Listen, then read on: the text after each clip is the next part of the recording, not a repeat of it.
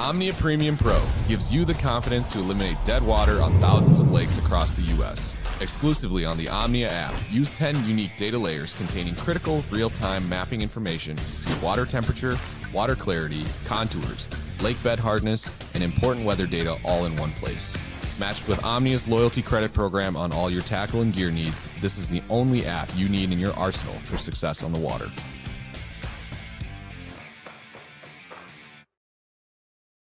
Plenty of sunshine. Come on, man, let's roll.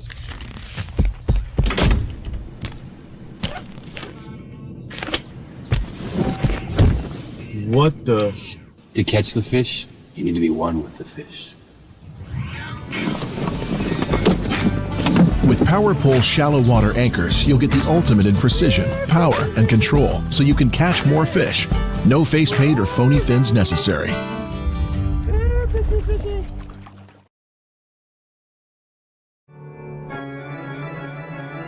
They assemble at night, each one having prepared as diligently as possible to the time given to them before the witching hour, the hour of reckoning, the time when they begin outdoor cartoon television. Stray Cats is on the air.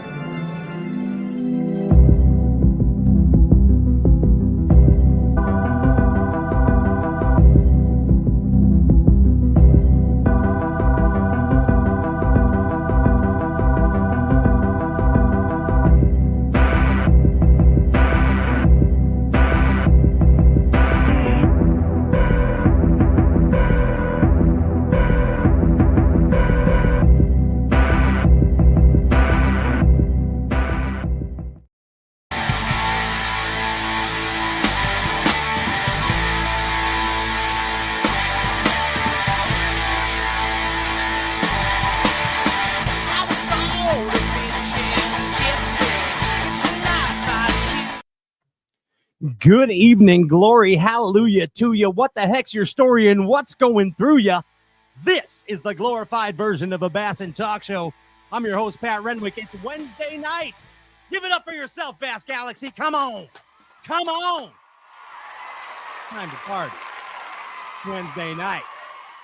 That is right. The feeling is right. And right over there, that guy, he is my cohort, my co-host, partner in crime here tonight, the one and only Ryan Popcorn Whitaker.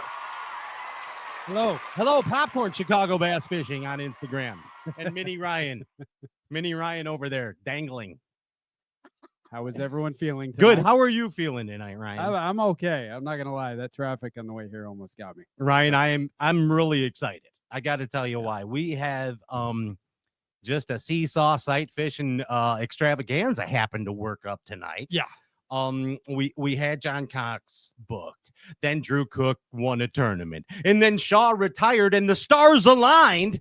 And tonight we have Shaw Grigsby, John Cox, and Drew Cook together on Stray Cats. That is right. Let's celebrate careers, victories. Florida. Hashtag Florida man. Yeah. All that stuff. So yeah, that should be fun.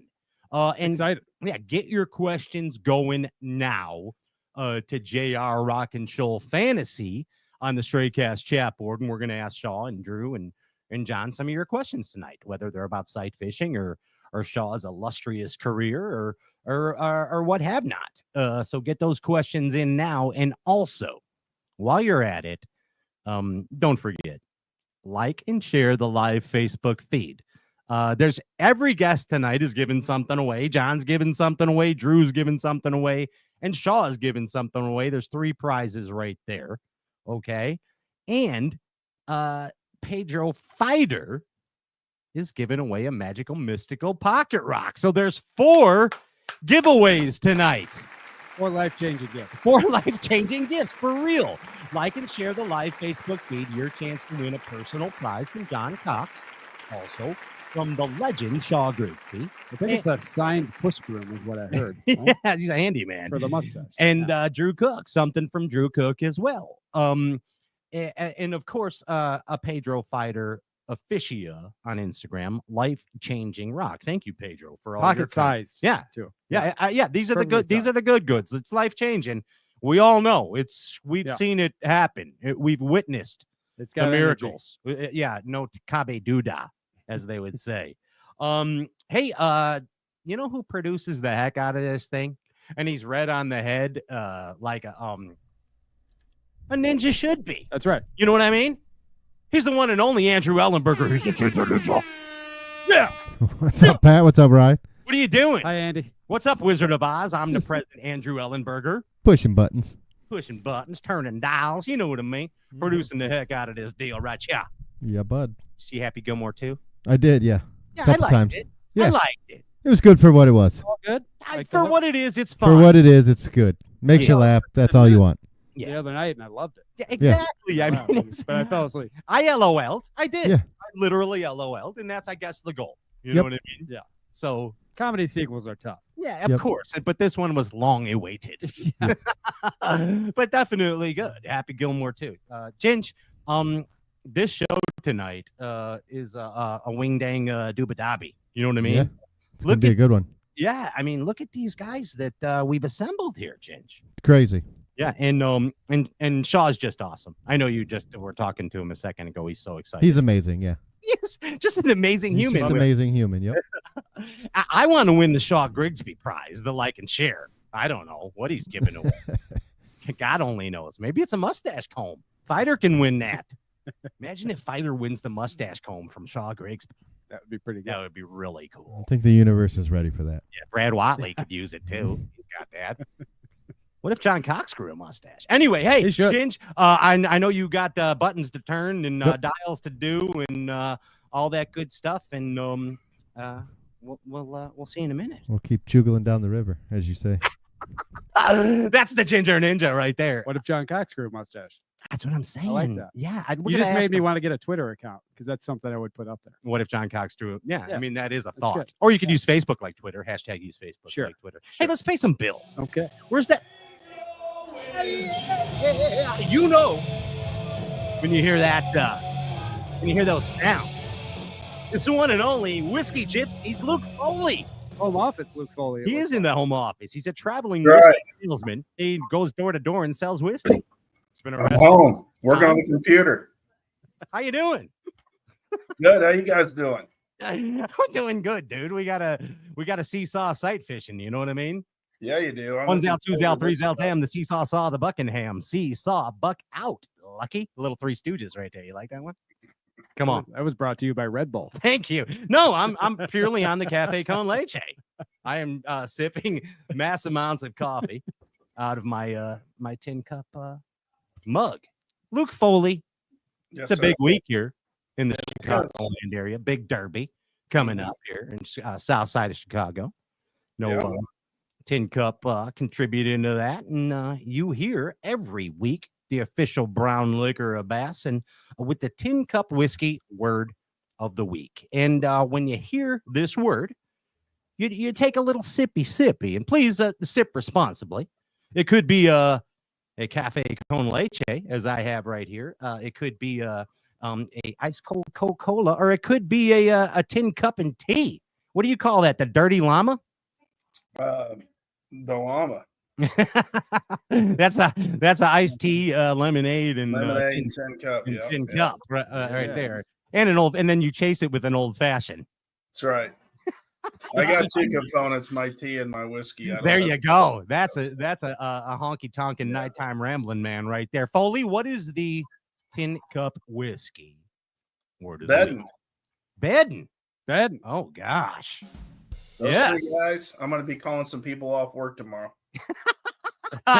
Here, remember, slip in Foley's DMs and sip Yeah. responsibly. If you're having a good time, don't go nowhere. Sit right here and watch the broadcast.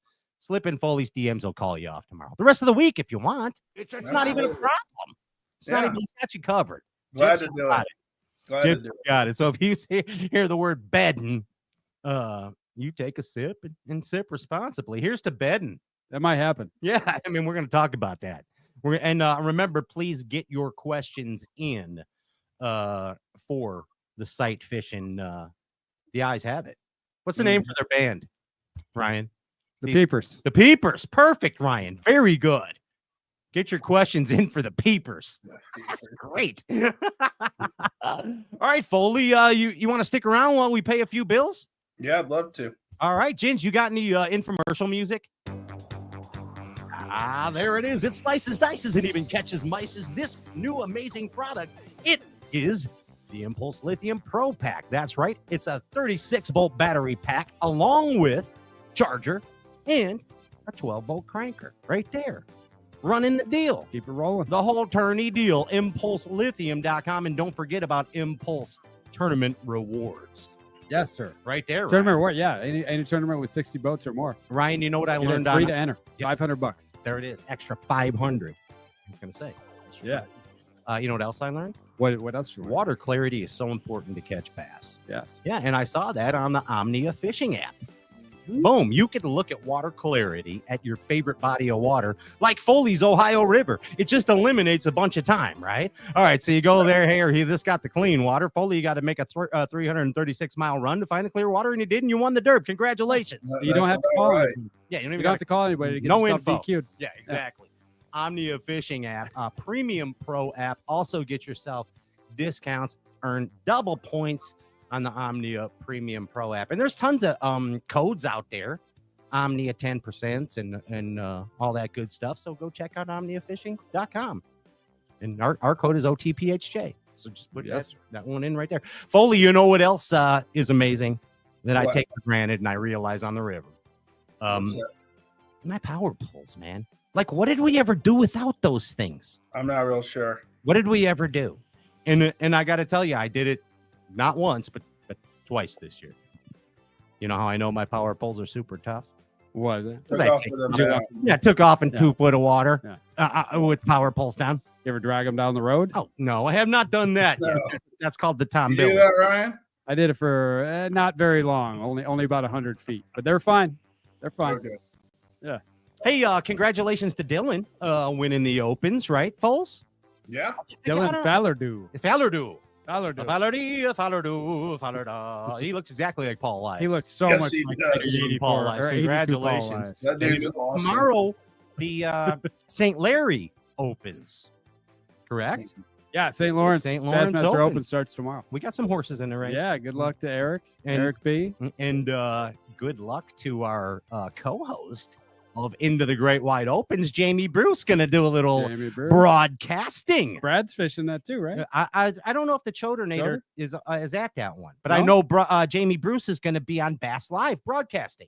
Awesome. Yeah, that's really cool. So Brucey will say some things like, and that's your Mercury move of the day. He'll say things like It's a that. tall order. He is a Yeah, tall guy. He is so a Sam Squatch. He'll be fine. Yeah. Yeah. Yeah. He actually is the only man that's captured a Sam Squatch, had dinner with him And been captured as a Sasquatch. yes, and released it and lived to tell about it. Check out Brucey on Bass Live right there. And best of luck to Kyle Patrick. Yeah. He made a major announcement today. And I know he's on Mercer's show today too. Yep. And he's gonna pop on here for a second after dinner. He's at dinner with the fam, and he's gonna pop on the show for a second tonight. Kyle Patrick. I don't know Nice. what time. I'm not sure what time, but we're gonna miss Kyle the rest of the season. Hey, Sims within the next few days has a announcement that is gonna knock your socks off. I am not kidding. Wait till you hear what's going on. Keep in check with simsfishing.com and all Sims social media. It's gonna freak you out. It's gonna freak you out when you see it. Right, Ryan. Yes, sir. Berkeley Fishing, Circuit Board, Money Badger. Yeah. Yeah. Shallow. Square Good deal. bill. I want some of those bad. They're downstairs. I forgot to bring them up, but they're awesome. They're amazing. And I cannot wait. I just got them and I can't wait to throw them. Gosh, do they look good? I caught a lot of fish on the original. Last They couple. remind me of the old Reaction Innovation crankbait for some reason with that circuit board Mhm. lip. I can't remember what that was, but that's I know what kind you're of talking about. yeah, it kind of reminds me of that. Yeah. deal. I'm on the Swamp Lord right now. Dude, the Swamp Lord is such a good hookup ratio That's a on good those frog. Berkeley frogs. Yeah, yeah, The Me too, popping one, Ryan. I've been catching a lot on the swamp lord myself. yeah. dude. What the color? What color you liking? Look. I actually been catching both on the black and the white one. So Okay. That's all you need, isn't it? yeah, I'm on really that is. brown one though, for real right now. Me too. All brown, yeah. But the popping frog and the Swamp Lord mat frog, whatever you call it. Mhm. I don't Yeah. know. Dude, smashing Perfect size, perfect weight, them. perfect hooks. And I got to show you, I got some customized. Oh, happy birthday to Garrett Rockamora, by the way. made me think of him right now. I got some customized ones with tinsel tails. Mm. You know what I mean? You know what I'm saying? Yeah. Anyway, hey, I think we did we get it all in? Did we do that? Mad Science Print Lab. Oh, my goodness gracious. Mad Science Print Lab quickly Yes, sir. becoming the place for Printing of all, I mean, small business, big business, events. They do embroidery, they do screen printing, they do DTF transfers, they can do quick orders. I'm always DTF. Larger, especially always on DTF transfers. Yep. Yes. Yeah, if you're a small business, you need merch. They are your guys. Yeah. And they're fishermen. So they good understand company. your needs. Exactly. 100 MadSciencePrintLab.com. Check them out. Check 'em out. Also, what I want to tell you about is two cool frames, new ones from Waterland. They have good old fashioned aviators. All right, come on, talking about the Jim Morrison style. You know what I mean. You know what I mean, Bass and people. Yeah, California 1967. And then the Drivos. The Drivos are kind of like the Quentin Tarantino movie type shades. So between the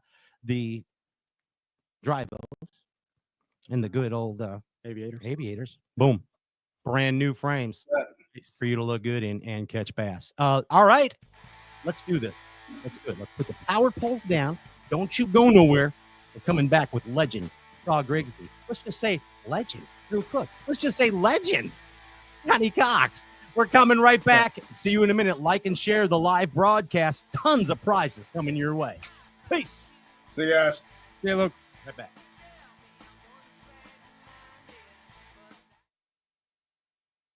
This is the mountain, and this is mountain whiskey. Unspoiled, untamed, forever wild. There's no safety net, no way down.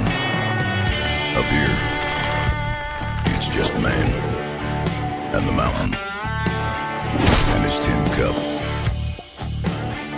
Tin Cup Whiskey. Mountain whiskey.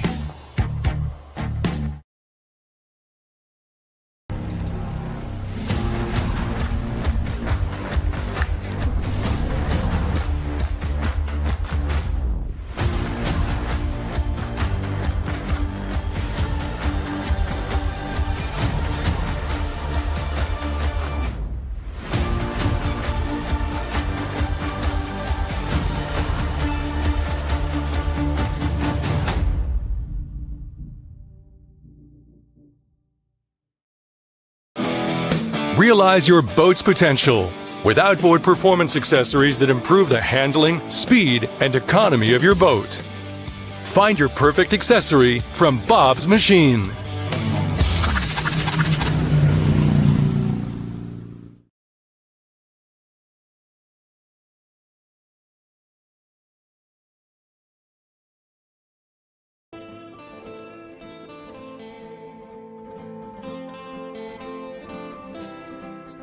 Mystic.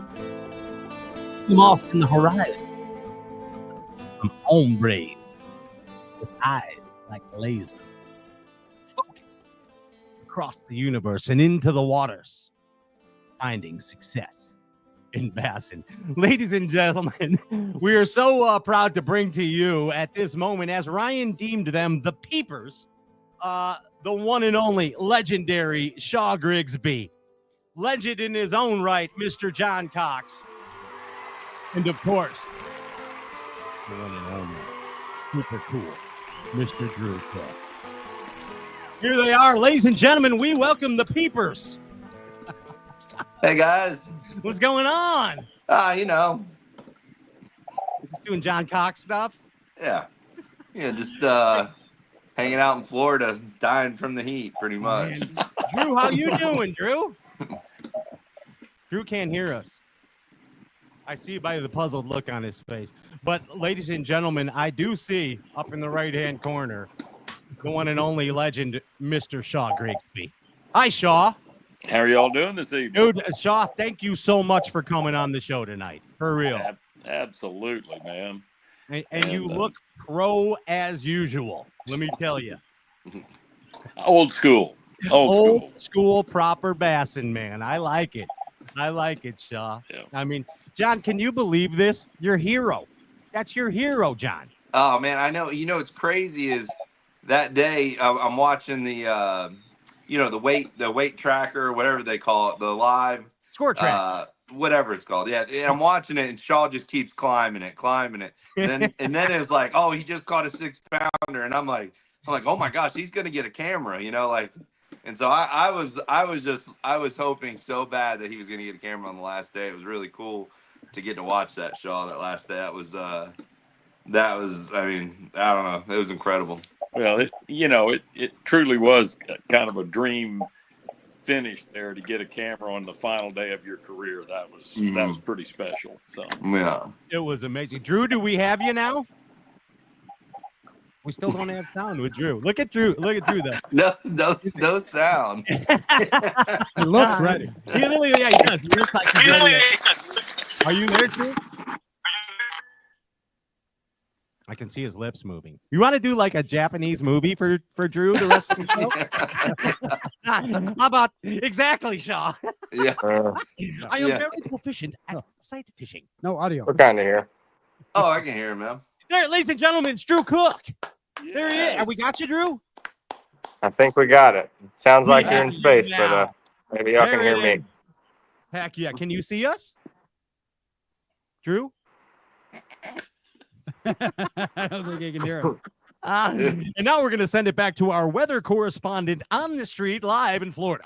Drew Cook, it's that delay, that awkward delay. John Cox is stuck on my screen like this. Is he? No. Does he look good? Yeah. No. Hey, Shaw, I mean, dude, what an illustrious career. 40 plus years. There we go. I'm here. I'm in there like swimwear now. Drew Cook he's in the building. He's back. All right. Now we have our full Drew. All right. Yes, thank you. Technology has arisen, and you have been deemed by my co-host here, Ryan Whitaker. Your super boy band name is the Peepers. The three of you guys are the Peepers. Oh, that's wow. your name. Because of the sight fishing, Yeah, get it? Yeah. What'd you think, John? Not What? like the creepy way. Yeah, peepers. You guys Like, are, because you peep in the bass. good peepers. Yeah. Exactly. Yeah. But Shaw, back to the point at man. Drew, are you okay?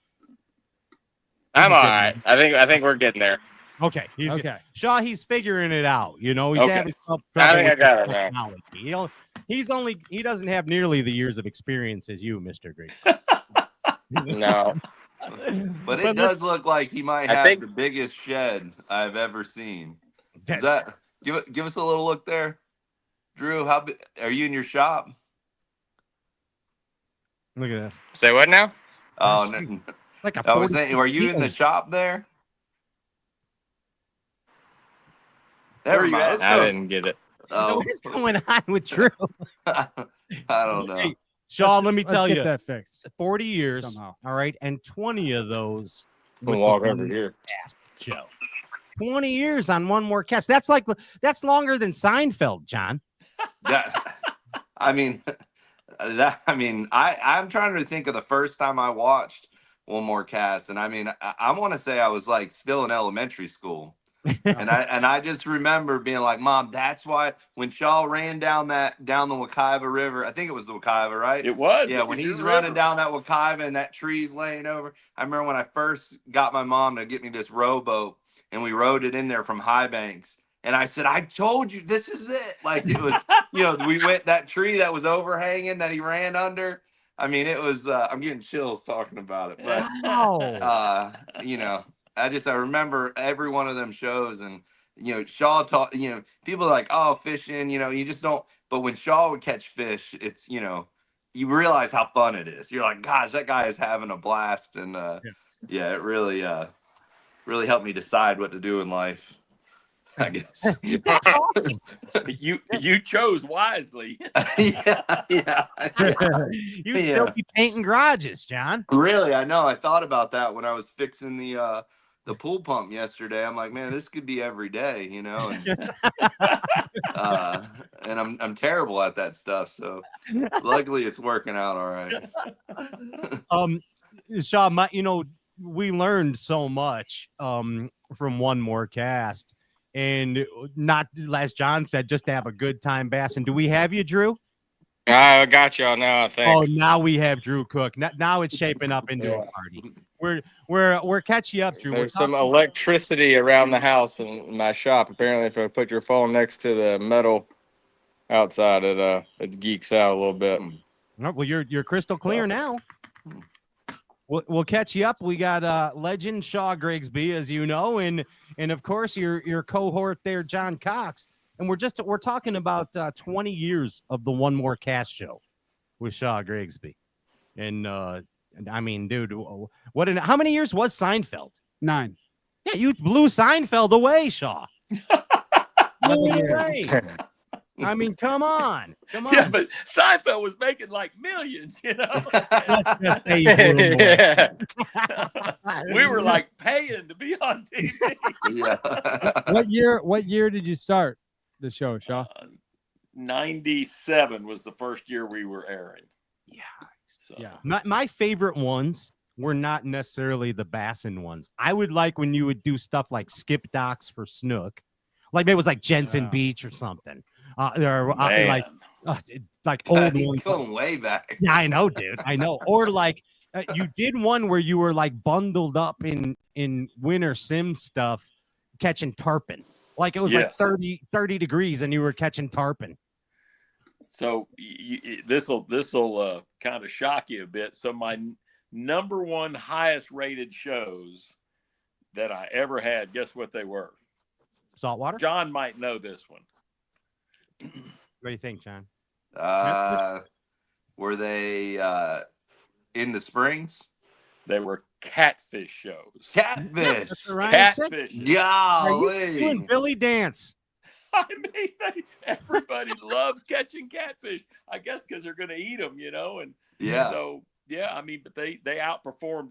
I had sometimes like 1.4 million viewers on a catfish show. Oh my God! Wow. Jeez. You can get them at any market. They're everywhere. Yeah, That's the thing. There's catfish everywhere. So you're 100% right. Salt, the fresh, whatever. Yeah. Drew, you share a lot of commonalities with Mr. Grigsby, especially your love for some of those famous northern Florida, southern Georgia lakes. You know what I mean? Oh yeah, Mr. Shaw actually knows the lake I grew up on. Grew up on, in my opinion, the best kept secret in the state of Florida, Lake Talquin, and everybody was always too scared to run around. It was kind of like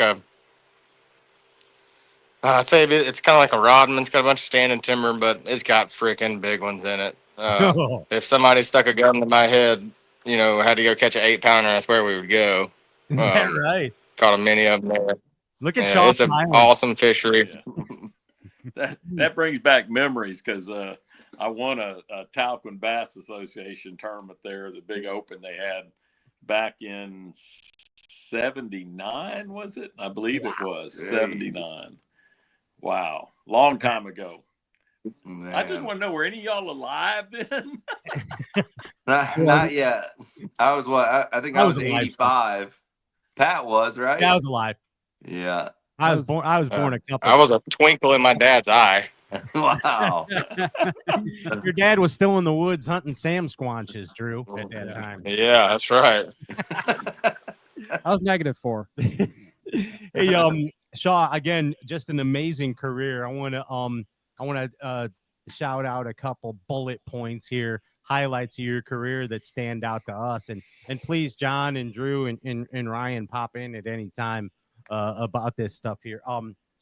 First off, the year 2000, Shaw, I believe you were quite a presence in 2000. 2000 was an important year for me.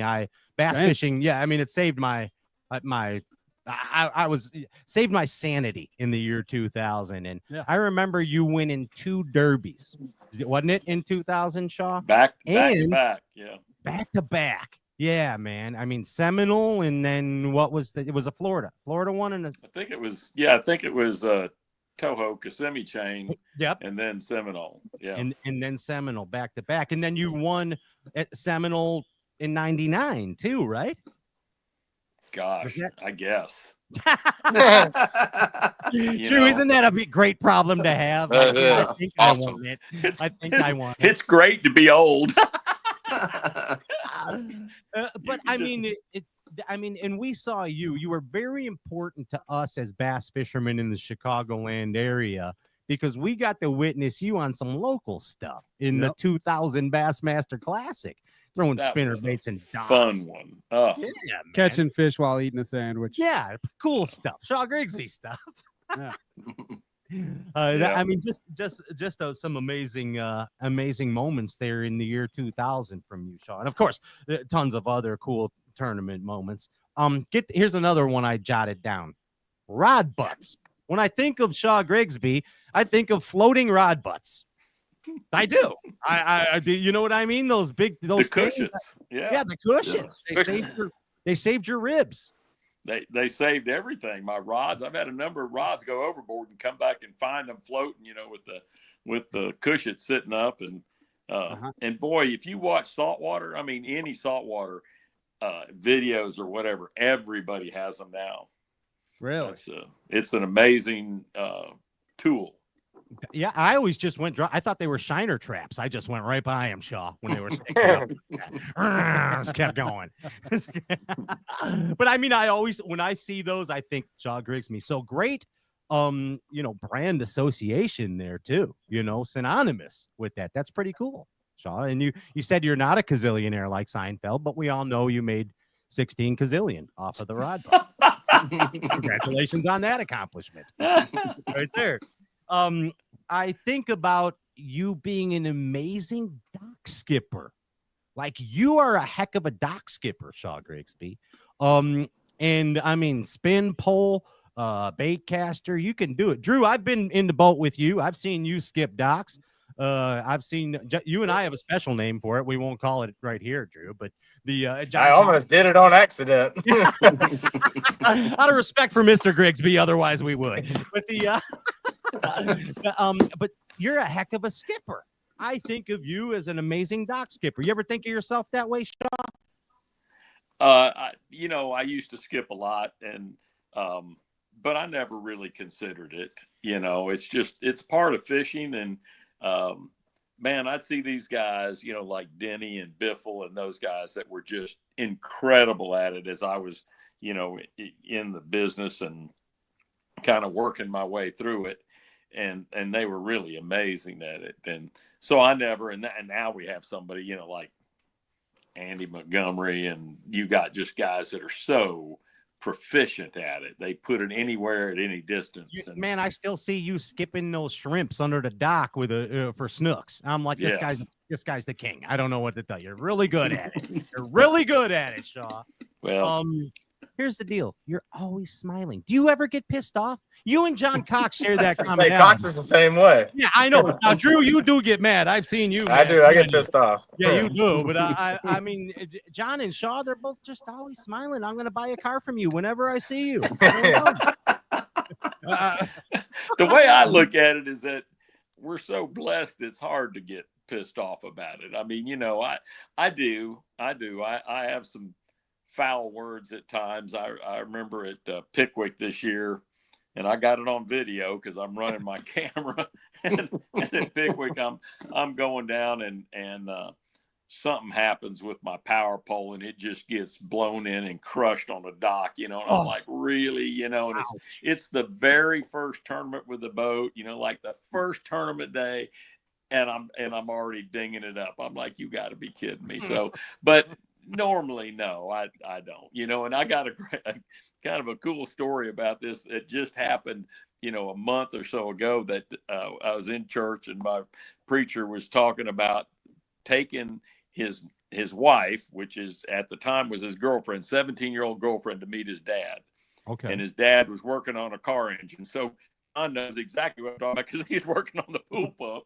But so as he's working on the car engine, he's just letting the 4-letter words flying. And she's 17 years old, and she walks up and she's hearing this, and it's kind of stuns her. And her first thing was she said, Mr. and I won't go with his last name, but Mr. So-and-so, does that help? and I go, that's my thought now. My grandson hits me with that when I get to yelling at somebody that's stupid driving in a car. He goes, yes, I'd love to see Gramps, that. does that help? No. so that's our thing about it. It's really, it doesn't help to get all PO'd and trash things and throw rods and pitch a fit. So I the last fish of the day that I had at St. Lawrence was probably the biggest smallmouth I've ever seen in the water. And I cast on it. I got hung in some weeds, popped it out of the weeds, and it just raced over. And I said, did it get it? And then it pulled me down. I set the hook and it's on a Ned head. So it's a caught fish. I mean, you lose zero. And it took 2 or 3 strips where it just stripped a bunch of drag and turned. And I turned the trolling motor to move out to open water to drag it out and away from weeds. And it pulls off. No. And I was thinking, well, I could throw some bad words and all that, but it doesn't help. So it doesn't do any good. So that's part of fishing. You don't catch every fish you hook. You wish you did, especially in that situation. Cost me a top 5.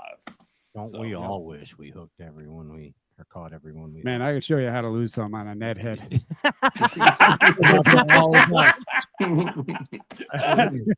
think I'm pretty good at it. After the show, I need to know what head you're using. Send me that text too when you get that. What head that is? Shaw's got it. He's got Shaw's got What's it. What's the head you use? What is it? What's your Ned head secret? The Ned. What's the head you use? What head are you using that you like the hookup ratio on so much? Oh, the Strike King. Goodness gracious. It's got this little flat deal stands up, and it's got the Pro V hook from Eagle Claw, but it doesn't have the Eagle Claw hook. It's just a straight one, and it's deadly. I mean, deadly. So, if you try it, you'll be surprised. Your percentage goes sky high with that hook. Okay, that's the Strike King net. Good to know. Never tried that one. Some more thoughts that pop into my head when I think of Shaw Grigsby is Flanders from The Simpsons. I do think Flanders from The Simpsons, right? You have a shocking resemblance to him. So whenever, and this is a compliment, whenever I see The Simpsons, I think of Shaw Grigsby. So you're omnipresent. That's just being honest. Writing down thoughts. Writing down thoughts.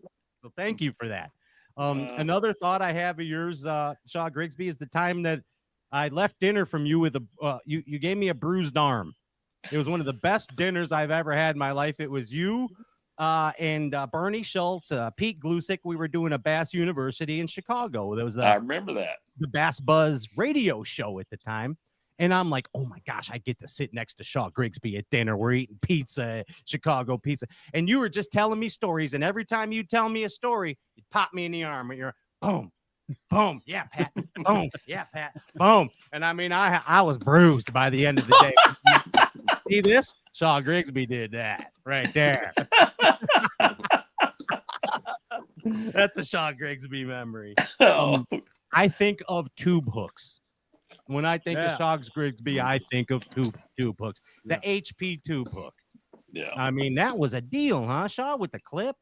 It was outstanding. And, it's pretty interesting is that Tommy Clark, who designed that hook, and, he brought it to me, and then we tweaked it. We'd made a number of changes on it, but we just lost him. He just passed away last week. And tremendous guy, and what an innovator. He had a whole bunch of patents on things, and just a very, very intelligent and just one of the nicest human beings you ever want to be around.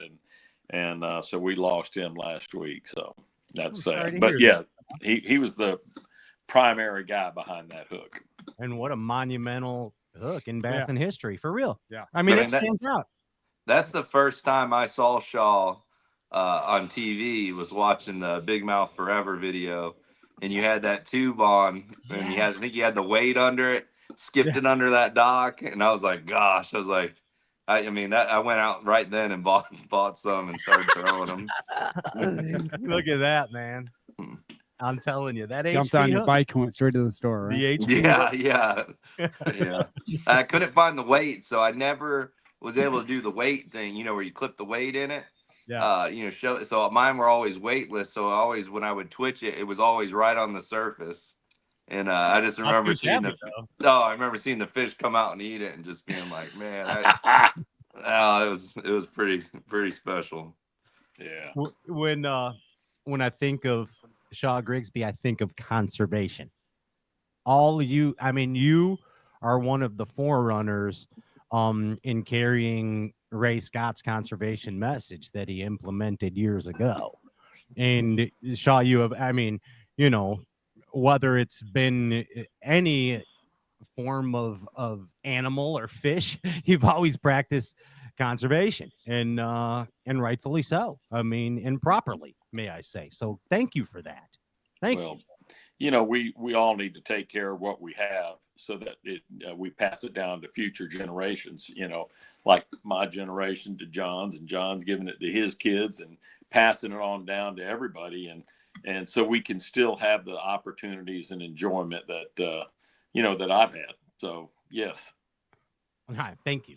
And thank you for that. And finally, I think when we all close our eyes and picture Shaw Grigsby, all of our Shaws Grigsby has just an amazing mustache. The broom. We think of there it is, the Bissell rug right there, the scrub a bubble. Boom. It's amazing, Shaw. The thing is like 46 layers thick. It's insane. You go all the way back to the Paleozoic era if you go to the bottom layer of your mustache. It's amazing, for real. Good job. I just think it's sight fishing. Yeah. Yes, and of course, sight fishing. Yes, 100%. Hey, Shaw, I gotta ask you, 40 years, man, and we've heard of a lot of cool things that have happened to professional anglers because of this fish, because of bass fishing. Let me give you an example. Denny Brower went on David Letterman and got to flip jigs with Ozzy Osbourne in the alley. Yeah. All right. Cool stuff like that. Shaw, have you ever had any moments in your life that stand? Oh, wait, hold on. Is that our what? Wait, do we have is that our special guest indicator? What was that? I got a text. Special. Yeah, I don't know what it was. Oh, that was a text. I thought the ninja was telling me something. Text notification sounds like breaking news. Have you had anything cool happen, Shaw, in your lifetime because of bass fishing? Maybe outside of bassing. I've met some amazing people, and because it does. It's and that's what I'm going to miss the most is the people. The grind of the competition is awesome and fun, but I'll miss the people. It's like a big extended family, and it really is. They're special. So getting to fish against those guys are great. I have some fanboy moments and things where Clay Guida, who's MMA, Hall of Famer and all the rest, and he asked, and this was just a couple of years ago, he asked at ICAST, he comes up and maybe 3 or 4 years ago, and he says, Mr. Grigsby, can I get an autograph? And so I go, or not an autograph, a picture. So, I get over with him, I put my arm around him, we're taking a picture, and the guys that taking the picture, he goes, you know who that is? And I said, I don't have a clue. He says it's Clay Guida, because Clay used to have long hair. Yeah, sure. And now he's all trimmed up and proper. Yeah. And I said, are you kidding me? And then I was just a fanboy. I was like falling out, like, oh my gosh, I've watched you so many times on MMA, and he's just an animal, man.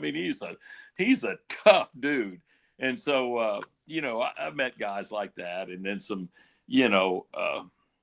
just people, whether they're in professional football or whatever, in baseball, and you just meet them in different things, and that's fun. And really, I don't know, it's all been good. It's all been good. And what more can you say? 40 years, and man, you have brought nothing but good times to the Bass Galaxy. Drew, anything special standout in your mind about legend Shaw Grigsby? Every time I think of Shaw Grigsby, there's two things. It's catching big old pigs, but it's you did a show one time on Barnes Lake, I think it was, and one got caught in a brush pile, and you caught it with the lure retriever on the pole. You got it down there, and you hung it around the line on the other side of the brush pile and brought the fish up. That's pretty cool. I wish we could do that in tournaments because I've had that happen multiple times. Yeah. I know what I think of when I think of Drew is because he kicked our heinies. I think it was at Cayuga, man. He was like on the spawners and like he just ran spawn to spawn to spawn and just mashing them one of the years. In fact, was it the first year we were there that you did so well? That was Benton. That was the other Drew. That wasn't you. No, they're the same person. They're actually the same person. That was before I got there. The government was like conspiracy. 16. Yeah. Golly. See, that I can be an old guy and do that stuff. Yeah. No, That's right. It's done often, isn't it, Drew Cook? I It is done more often than you think. Yeah, they go into the Buc-ee's and they don't know if it's Drew Cook or Drew Benton or whatever. They don't even know. But Drew Benton, there you go. Props off to you. Yeah. How about you, Johnny? Is there a milestone moment in your brain of your hero, Shaw Grigsby?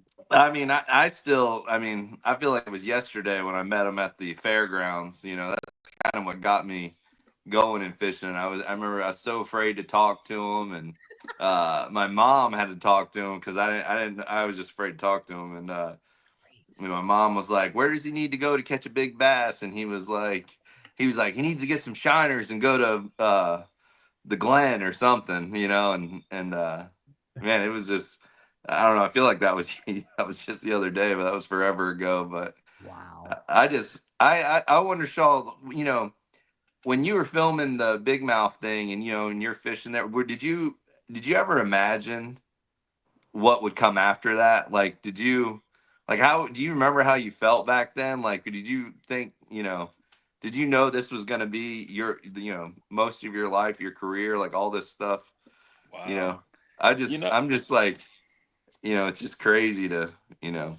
Yeah. You know, I don't know if you know anything about what the future is or what the future is going to bring, but I know I love the sport and I loved it. And I just, you know, worked at it and did what I could. And I guess I'm amazingly blessed because, you know, making it for that many years and still going. I mean, it's like I said, it's the most special deal, but I didn't know that. I just rode the wave. Yeah. You know, and you have, you know, whether it's, you know, roadblocks or you know, speed bumps or whatever you have in life that slow you down and hit you just keep on going. So I just kept rolling with it and kept going. I guess perseverance is probably one of the biggest deals. So yeah. One more cast. Yeah. You cast one more multiple cast. Yeah. And that's what it is right there. Wow. I mean, and thank you again for the inspiration, Shaw, that you've given to the whole Bass Galaxy. Well, you know what I mean? Yeah. Thank you for, you know, even bringing it up or bringing me on. So come on, I'm an old retired guy now. You're one of our heroes. Let's just get this straight. Yeah. And Shaw, are you gonna I really feel like you should do a TV show with the gator trapping. We will. We are. Yeah. I mean, I don't know if we'll do a TV show, but it'll probably YouTube. Yeah, but I can tell you today, John, I went 0 for 2. So under my jersey is my state of Florida. Nice. Right yes. there. Nice. I like it. Oh, yeah, that is a license. Man, that's official there. Yes. So I was we went out on 2 calls today and didn't get either one. The second one was 100%. Like, oh, there he is. We're going to hammer this guy, right? Yeah. And he's about a 4.5 footer, maybe bigger. And so I just have Bryce. I said, pitch over there and whack him. And I got the lasso, and I'm just going to walk down the bank, and he's going to fight him around. He's going to roll and do all that. Oh, yeah. He whacks him, and it goes under weeds. We did not know that there was a culvert there, and he stripped him and went like 30 yards back in the culvert and ended up breaking us off. Oh man! So I went 0 for 2 today on Gators. So I'm not happy about that. Yeah. And Shaw, you have your you actually have you're a nuisance gator hunter, a licensed nuisance gator hunter, correct? Correct. Agent. That's what they call me. A nice secret agent. Nuisance gate. Yeah, like secret agent. I like. That's pretty awesome. You know, I used to do secret agent trips for gators myself, like in 1990 at Loxahatchee, just west of Boca Raton. So it was really illegal, but we'd go to Winn-Dixie and we'd get whole chickens. And my buddy Jeff Osias, his dad had a deep sea boat, so he had some money. And we'd take those Penn Internationals and we'd hook those barbless, like giant hooks. We'd file the barb off, hook the whole chicken on there, and fight them out of the back of my Ford Ranger. And we got like a 3 or a 4 footer, man. Jump out of them, dude. It would impress the ladies so much. Like we were getting lucky that night for sure. Jumping on a game, no doubt. Every time, Shaw. Every time. Oh man, we caught one just about a month ago in a spring, and so it's crystal clear. It's a swimming hole, and all these people were swimming, and it was a smaller gator, and so my grandson hooks it up. We bring it in. I jump on it. We tape it. And so we're carrying it out. Well, everybody in the swimming hole had to get pictures with it. Everybody. And so you're handing it off, and next one, the gator's like, "What's up with this?" You know. Finally, I take it out to the truck, and as I'm taking it to the truck to put it in a bag and transport it off, and 4 young men come out of their car, and they're like, "Man, can we take a picture?" Yeah. And so they were all taking the pictures with it. So it's fun. It's a lot of fun. Hollywood gator. You know what I mean? Yeah. It's all Hollywood. Hollywood gator. That's pretty awesome that you do that. Do you get paid for each gator? Yeah, it's minimal, very minimal. It's not a deal for money. It's a deal for fun because, for man, sure. I pay, and John does too. We sign up every year for gator tags, and what you draw, Volusia County, didn't you this year? I got Lake County. Lake County. Oh my gosh, that's I got million. the best one. Yeah, Woo! 4 pages of places. Look how excited they are, Drew. I know. I got them right here. I can't even sleep. I've been looking at them. I'm like, counting down the days. Did you get first week or second? I think I'm gone until I think I'm third week. Third week, okay. Maybe fourth week, because I think we're at where are we at, Drew? Lacrosse or something? Right up to it or something. Yeah. Yeah. So I drew second week on Orange. So we pay to go do this stuff. So I can't get enough of it when I'm dumb enough to pay to go gator hunting when I can do it, and get paid. So, You got like a cool gator tooth necklace you wear, Shaw? I got a gator toe right up here, but it's a keychain right there. We just one up me. That's awesome. Oh man, hey, it's easy to go sight fishing for. They're real easy to spot on the sandy spots is big gators. If you see a big gator on a sandy spot, like Drew Cook just did when he just won that tournament, but these were brown gators. Yeah, Drew Cook. Big brown ones. Big brown gators. Congratulations, Drew Cook, on your NPFL victory, buddy. Awesome job. Well, and sight dogging small boy. Yes. You ain't really do that kind of stuff. Shaw, he's a sight fisherman, we know, but here he goes busting his cherry on some brown ones with a victory. You know what I mean? They don't send us up there enough when they're like that. I mean, it was awesome. I wish we could do that once a year for sure. Dude, it's great to see you win. A little bit easier, right? The brown ones. Some of them, obviously most of them a lot easier, but some of them though, they acted like largemouth, like I had to hide my stuff. They just, they'd be cruising and have to hide your junk and just kind of shock them into biting. Just let their instincts take over. But when you said they're easier, I don't know if you noticed a very insidious laugh from John Cox. Yeah, well, because I struggled to catch them this last one. I was like, man, if they didn't eat it when I first threw at them, it was like, oh man, I'm not getting this one. yeah. And there was a couple of them. They've gotten a lot smarter, that's for sure. Yeah. So when we first went up there in the 80s, and they'd be on a bed, if you missed the bed by 10 feet or 20 feet, they'd race over and eat it. Oh God! Now they're Unreal. getting pounded, and you're totally correct. There's so some that are stupid. really tough. I mean, really tough. Yeah. So, Shaw, get this. I don't know if you saw this or not, but this is one of the most awesome displays of sight fishing I have ever seen in my life. And John, I know you saw this. So Drew is, I think it was, I don't know, maybe it was the second day of the derp. All right. And you see a fish like half a football field away. Like literally 40, 50 yards away, Shaw. All right. And he bangs one at it. Boom. Snatches it. Big bass of the derb. And it's got a tag on it. I mean, when that happens, things are meant to happen. Yeah. You know what I mean? Come on, Drew Cook. I saw that fish that fish wasn't on a bed. It was just on a boulder. But I saw that fish the first day of practice, and I had my brother-in-law with me. And I'm like, look at that thing, man. It's got a tag. Because you could see the tag. Like, from that far away, you could see the little yellow tag. Like, it was just something little yellow scooting down. And I was like, I wonder if it's like at home, on the lake here, like it might be $100, it might be like $1,500. You don't ever know. And I was like, we're not gonna catch it. It looked like it might be a 4.5, maybe a 5-pounder. I had no idea it was almost 7. Like it was a huge one. I would have probably caught it, but never went to it the first day. And the second day, whenever I fished in that area, I knew where to look, but and it ate it first cast. That's so and when it jumped, I had no idea it was that big. How much was the tag? I don't know yet. It's Canadian. It takes forever.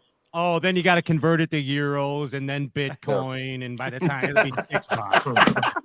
I don't even know. Even know. Yeah. But, dude, you were torquing the Dobbins the whole tournament, 77.6 in 3 days, boys and girls. That's a lot of brown bass. That is. Yeah. I was pretty upset the third day, honestly. I came in like 2.5 hours early, but I thought I was going to have 25 because I wanted to catch 25 every day, just because, and a little short.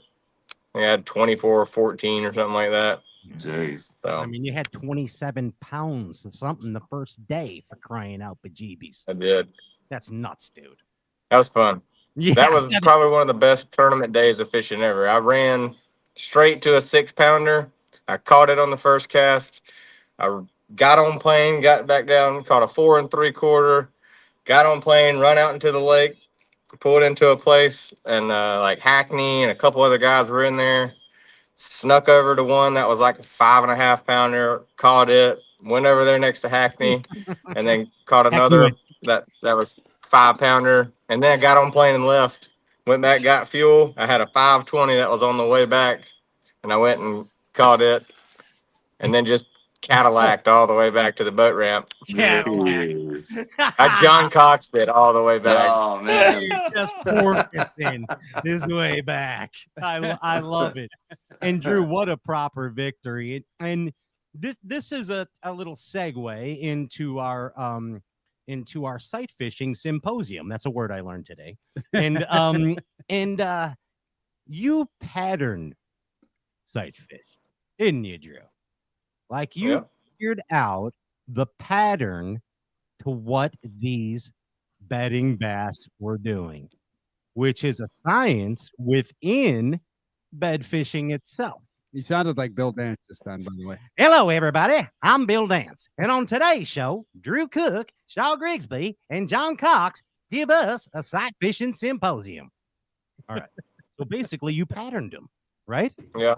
It was my cadence. I think it was my cadence that gave you the Bill Dance. Yeah. But I mean, something that when you have that happen, I know John's smiling because when he knows when he can pattern spawning bass, things are going to happen. Shaw, you've won lots of money patterning spawning bass. And Drew Cook, you just won, what was it, 80 or 100 grand at the NPFL doing it. And of course, your win in 22.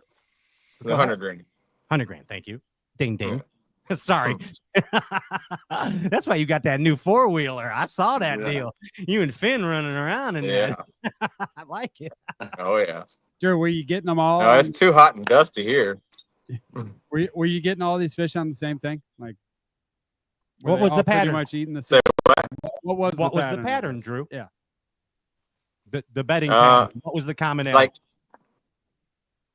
Like everybody wanted to use the flogger for whatever reason. So they were out there in that like 8 to 10 foot stuff looking for the beds, and I just got in the dirt. You know, like it would be like 3 foot or less. You know, most of them, and most of the places were like you had to kind of like get over something to get back where it got super shallow, and then it would kind of drop back off in the 3 foot, and just go, not get caught up in the 4-pounders, which is crazy to say out loud, but like I never made a cast that wasn't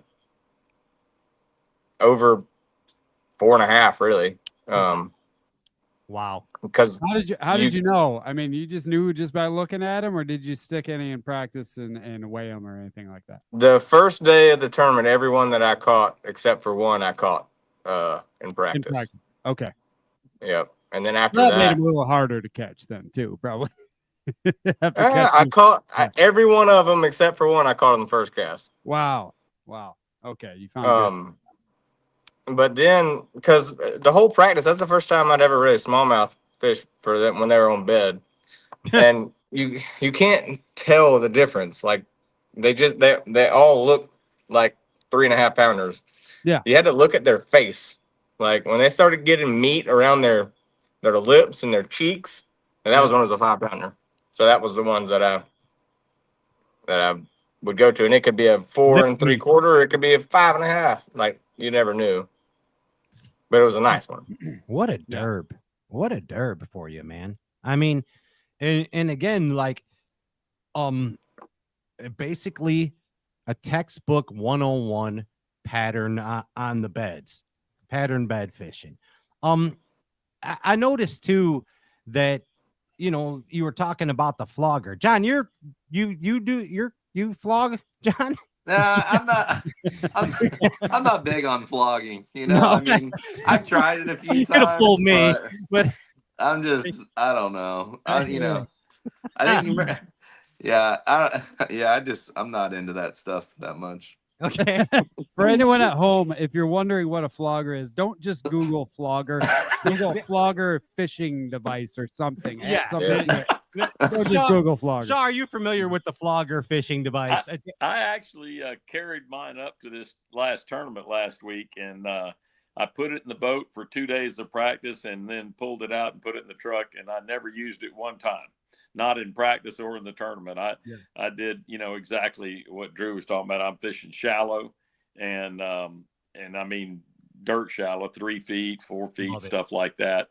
And every one of them that I caught was in, you know, a shallow, like a high spot.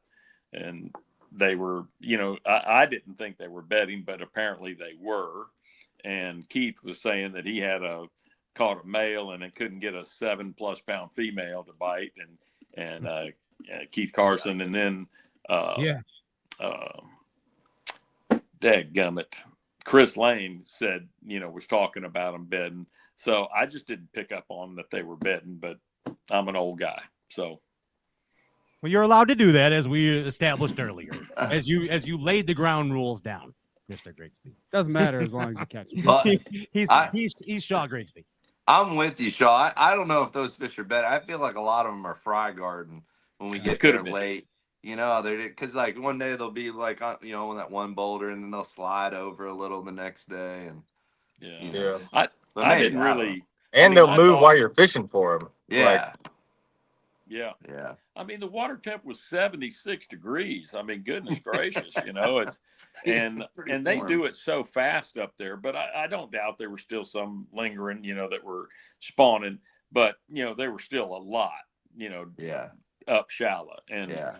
it was. Yeah. I mean, it was a blast. It truly is, and I know.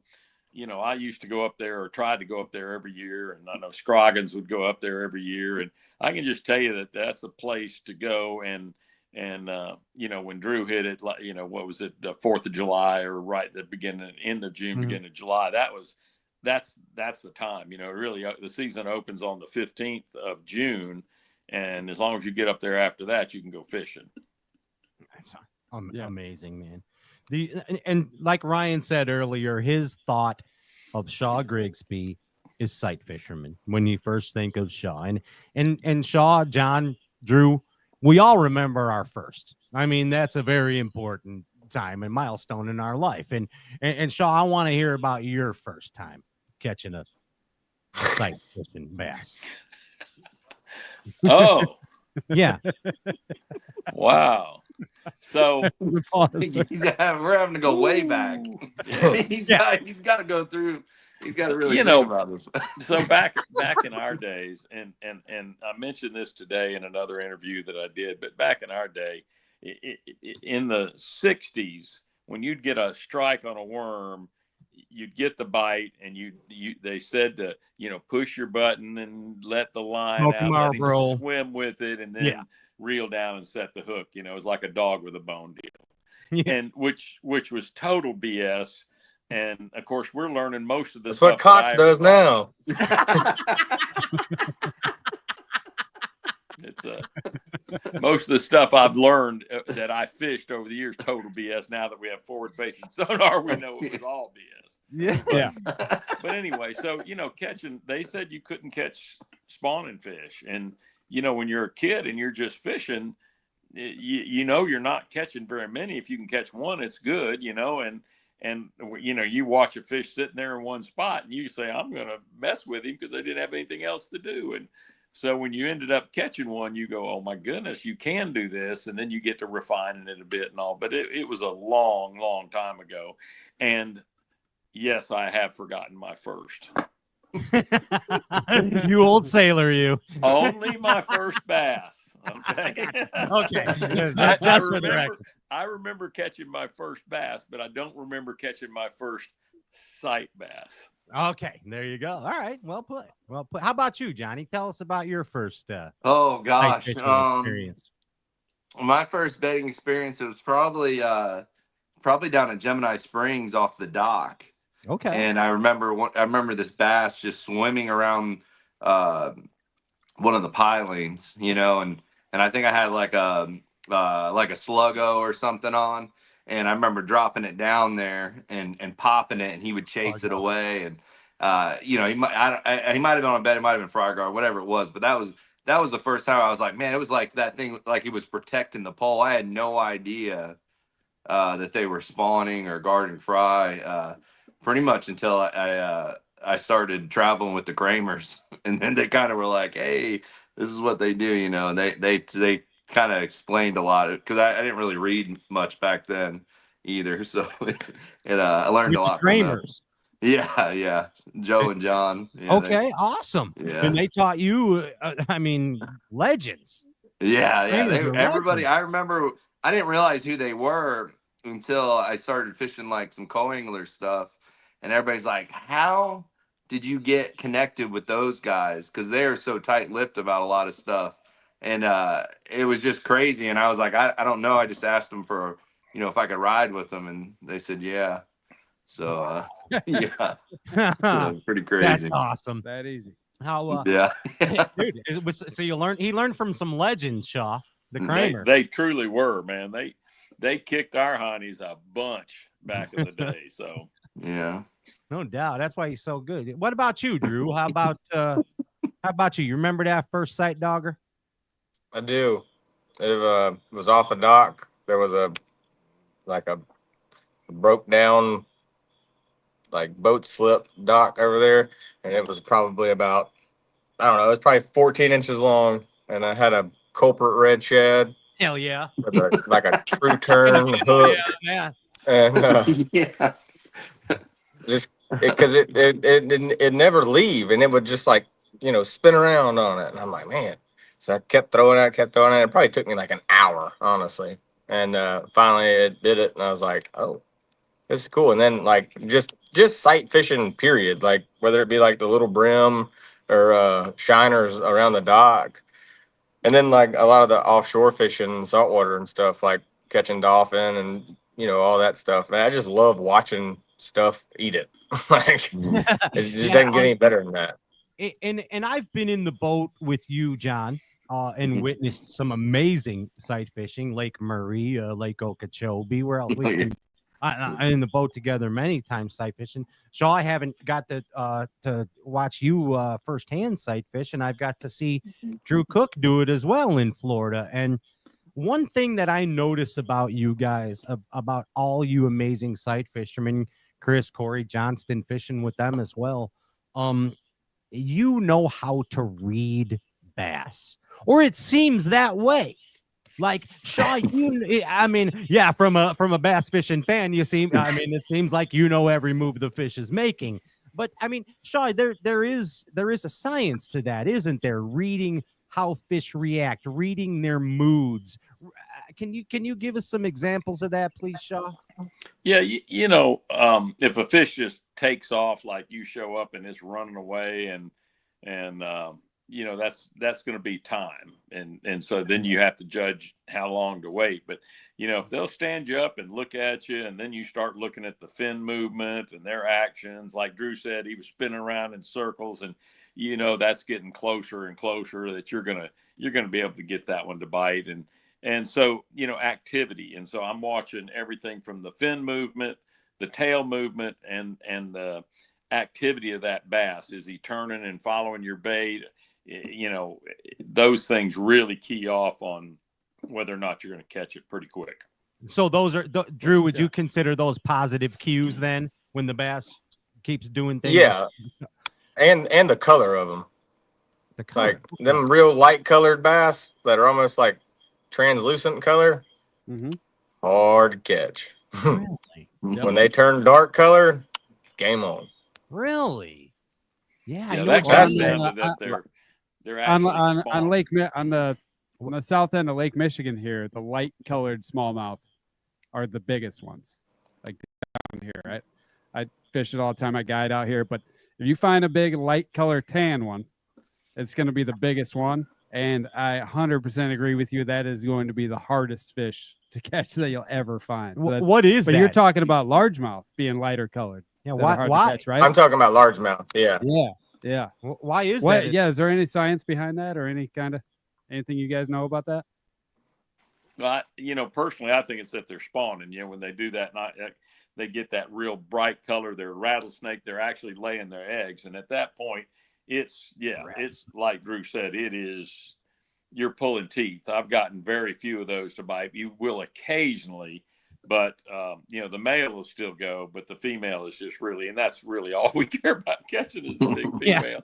And females are really, really hard. So, I remember catching a 13.5, and I was on that fish. I saw it spawning first thing in the morning. We fished it and couldn't catch it because it was all just rocking and rolling. And was this on Toho? Pardon? Was this on Toho?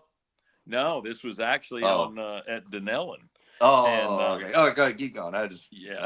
And so we came back about noon, and it was still rocking and rolling. I'm like, man.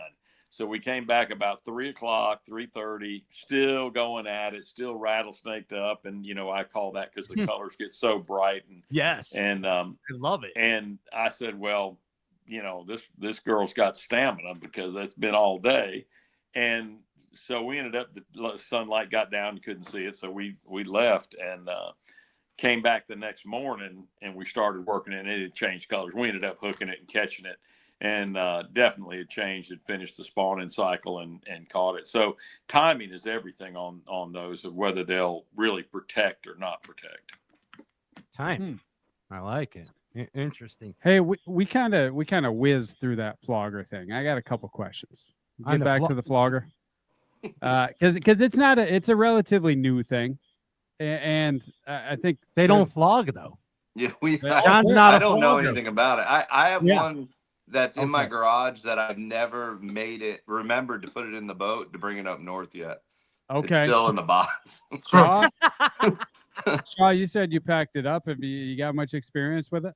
I mean, I've used it, and of course, okay. First off, I'm 69 years old, laying out on a deck and hopping up and rolling over. Sounds terrible. And it's like I prefer not, But And Drew cooks in 18 inches of water. The flogger's bruising his eye. Throw a pillow in the boat. That's the pro tip. Hit the pillow. Pillow for the gunnel. Excellent. I used my life jacket. I laid That's it on there, Life and it was jacket, okay, but it still wasn't the most pleasant thing. Yeah, they got to be able to come out with like a 6-foot one that you can just kind of hold and stand up. That'd be fantastic. If we ever go back there that time of year, Yeah. or the possibility of that time of year, I will have engineered something that's strapped to the side of my boat where I ain't got to mess with the 2 5-gallon buckets that are like, at an angle where I can All just the way- stand all the way and around look down there with a the boat. mirror. And That's all you need. That's Glass it's bottom like- boat. That's what I've been Oh, yeah. asking for, a glass bottom. Why bass not? boat. Like cockpit area glass. Yeah, in a just bass like boat. Silver Springs, Can right? we do that? Yeah, oh yeah. Glass bottom boat ride. Exactly. All right. So we don't need to talk about the flogger that much, but it is I mean, it's something we use here all the time. And I like on the Great flogging Lakes. derbs when the guys come back and they got like black eyes. It looks Oh, like yeah. they've been, all around the mouth because we bite it. Like if you're in waves on the Great Lakes and you put the edge of that thing in your teeth, if it's bouncing around too much, just to hold it steady. But it's dangerous too. It's a It- sign it of a breaks tough loose flogger. and it'll bust your lip open and it'll cut your nose and all that stuff. But it's a staple. You won't see a bass boat on Lake Michigan or Door County, anywhere up there. You won't see one without a flogger, and especially in team derbies, somebody's always got it in the water. big time. But Everybody's flogging. they're a pain in the ass. But they help so much if you're looking for deep ones. But I was just curious if you guys had any experience doing it by yourself, because that's the hardest part. If you're doing it alone, it's like you almost need like an ice fishing rod or something. Most people no flog doubt alone. you need an ice fishing rod. Yeah. Ice fishing rod would make things way more convenient because like Or I was just like a- holding mine whenever I was doing it at like the second eye, Yep. Up from the reel, and you're like trying to shake it and move it and everything. Then they bite it and you're like, oh hell, Yeah, you're and then rolling by around. the time you do get pressure on it, the line's wrapped around your tip. And you Yeah, can't move. it's just That's what happens. cluster. Yeah. Floggers. Yeah. So I mean, we witnessed this on the flogger before. And check out this scenario, John, Sean, Drew. I've witnessed this with you and Drew, John, where the bass leaves the bed. You've actually aggravated the fish so much that it leaves. But is there an art to getting that fish to return? Can you help that fish return to the bed? Is there any way? I usually just leave them. Not that I know of. Yeah. Leave them, come back. Okay. I don't know. So I mean, there's no tip on how to I don't get know. that fish. I don't how know. to Maybe change its Shaw mind. knows one. Shaw knows. I don't know. I notice every year I feel like they change. I swear every year they get a little bit more. They even get like the last couple of years. I've never seen them so sensitive to line and stuff, which is just to me it's incredible. Before back in the day, I mean, if you put the line across the fish and wiggled it or shaked it, that line would upset that fish and they would eat it. And now it's I don't know. It don't seem to work as much anymore. Extra coking. I don't know. They like Shaw was talking about earlier about like when the fins get real active. What's a telltale sign that a fish tells on itself that it's gonna bite? The color was one of them.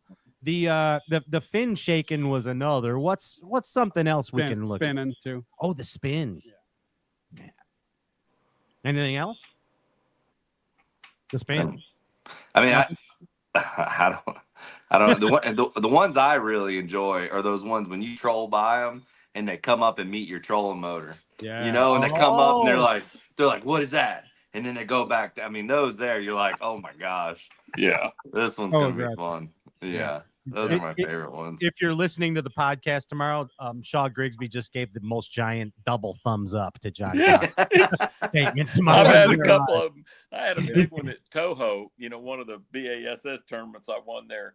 And I go by it on the first day of practice, and literally I break through a bunch of hydrilla. So I'm really pushing hard and got the motor dialed up, and I come through and I break into a little hole, and here's this 9-pounder.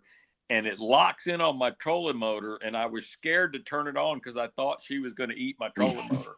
And she tracks it as we ease across the hole. She just follows it all the way across the hole, and I'm like, I think I catch that one. Like, that one might get caught. I did catch her first day. Yeah. What's the deepest bass you guys have ever caught on a bed? Just go around. Largemouth or smallmouth? Either one. Just deepest bass. I mean, I guess smallmouth would be deeper, right? Yeah. Yeah. I mean, I think now, with the forward facing and whatever the other one is that you can look out, scout mode or whatever. John Cox mode. Yeah, what's crazy is how deep those bass are actually bedding. That we had no idea, That's nuts. It just, so many times you go, oh, that guy's offshore catching them. I mean, we didn't know they were on beds, Right. But now we do. Yeah, bedding out and garden fry out way deep. Yeah, oh yeah. Like who would have thought all them fish, I always thought they left the fry at some point, which they probably do, but it's crazy how long they stay with them, It's mind blowing actually. But unreal. So Drew, what is the number one way to spot a bass? All three of you guys can see fish that an average angler can't. Even some of the best anglers on the planet, you three can see fish that they can't, and sight fish and seesawing them with your eyes. Never look for the bass. Never look for the bass. Okay. You always look for the tip of the tail, the lateral line, or the nose. Interesting. Like if you're looking for a whole bass, you're not ever really gonna see it. But like if it's way out there and you see like just the outline of the tail, then you see the bass. But and that doesn't make a whole lot of sense when I'm telling you that. But I've literally had people in my boat that cannot see them because they're looking for a whole bass. Right. And I know exactly what you're talking about. Yeah. I do now that you say it as well. You have anything to add to that, Shaw? No, I mean, that's about perfect. You see everything from shadows and movement and things like that. And you pick up, movement is key. So when I'm going down the bank looking, if something moves, I'm going to pick it up, if something moves underwater. And so you figure that out real quick, and then you can figure out how big he is and, what it is. So, yeah, I like that aspect. Just seeing them. The major, it's the face, the tail, and the lap. So when I do my charters on Lake Michigan when they're spawning, I tell the guys, because they have trouble too. I just tell them, look for the dark spot in the middle of the light spot. That's all we're looking for. When you're in a sand bottom scenario, it's just like, see the light spot, see the dark spot's the fish. Up there at St. Clair, I've seen beds that are jet black. Jet black. The bed's black. So, seeing the smallmouth on it is like, wow, that's the bed, but it's a little hard to see them on a black, a dark brown fish on a black bottom. Absolutely. I've seen you burning spinner baits past those dark spots, Mr. Grigsby. I might have done that. Yeah. A time or two. I think I remember that one. Yeah, a time or two. Hey, I'm really curious about this, and I know it's really hard to pick one, but as Ryan said, let's go around the horn. And Drew and John and Chuck, can you give us your number one? Well, let's not do this. This would not be fair. Let's give you 2 sight fishing combos, okay, and 2 baits. And I want to find the commonalities between the 3 of you. Drew, would you like to go first? I will go first. All right. So, number one, you have to have a spinning rod. Okay. John Cox, you have to have a wacky rig.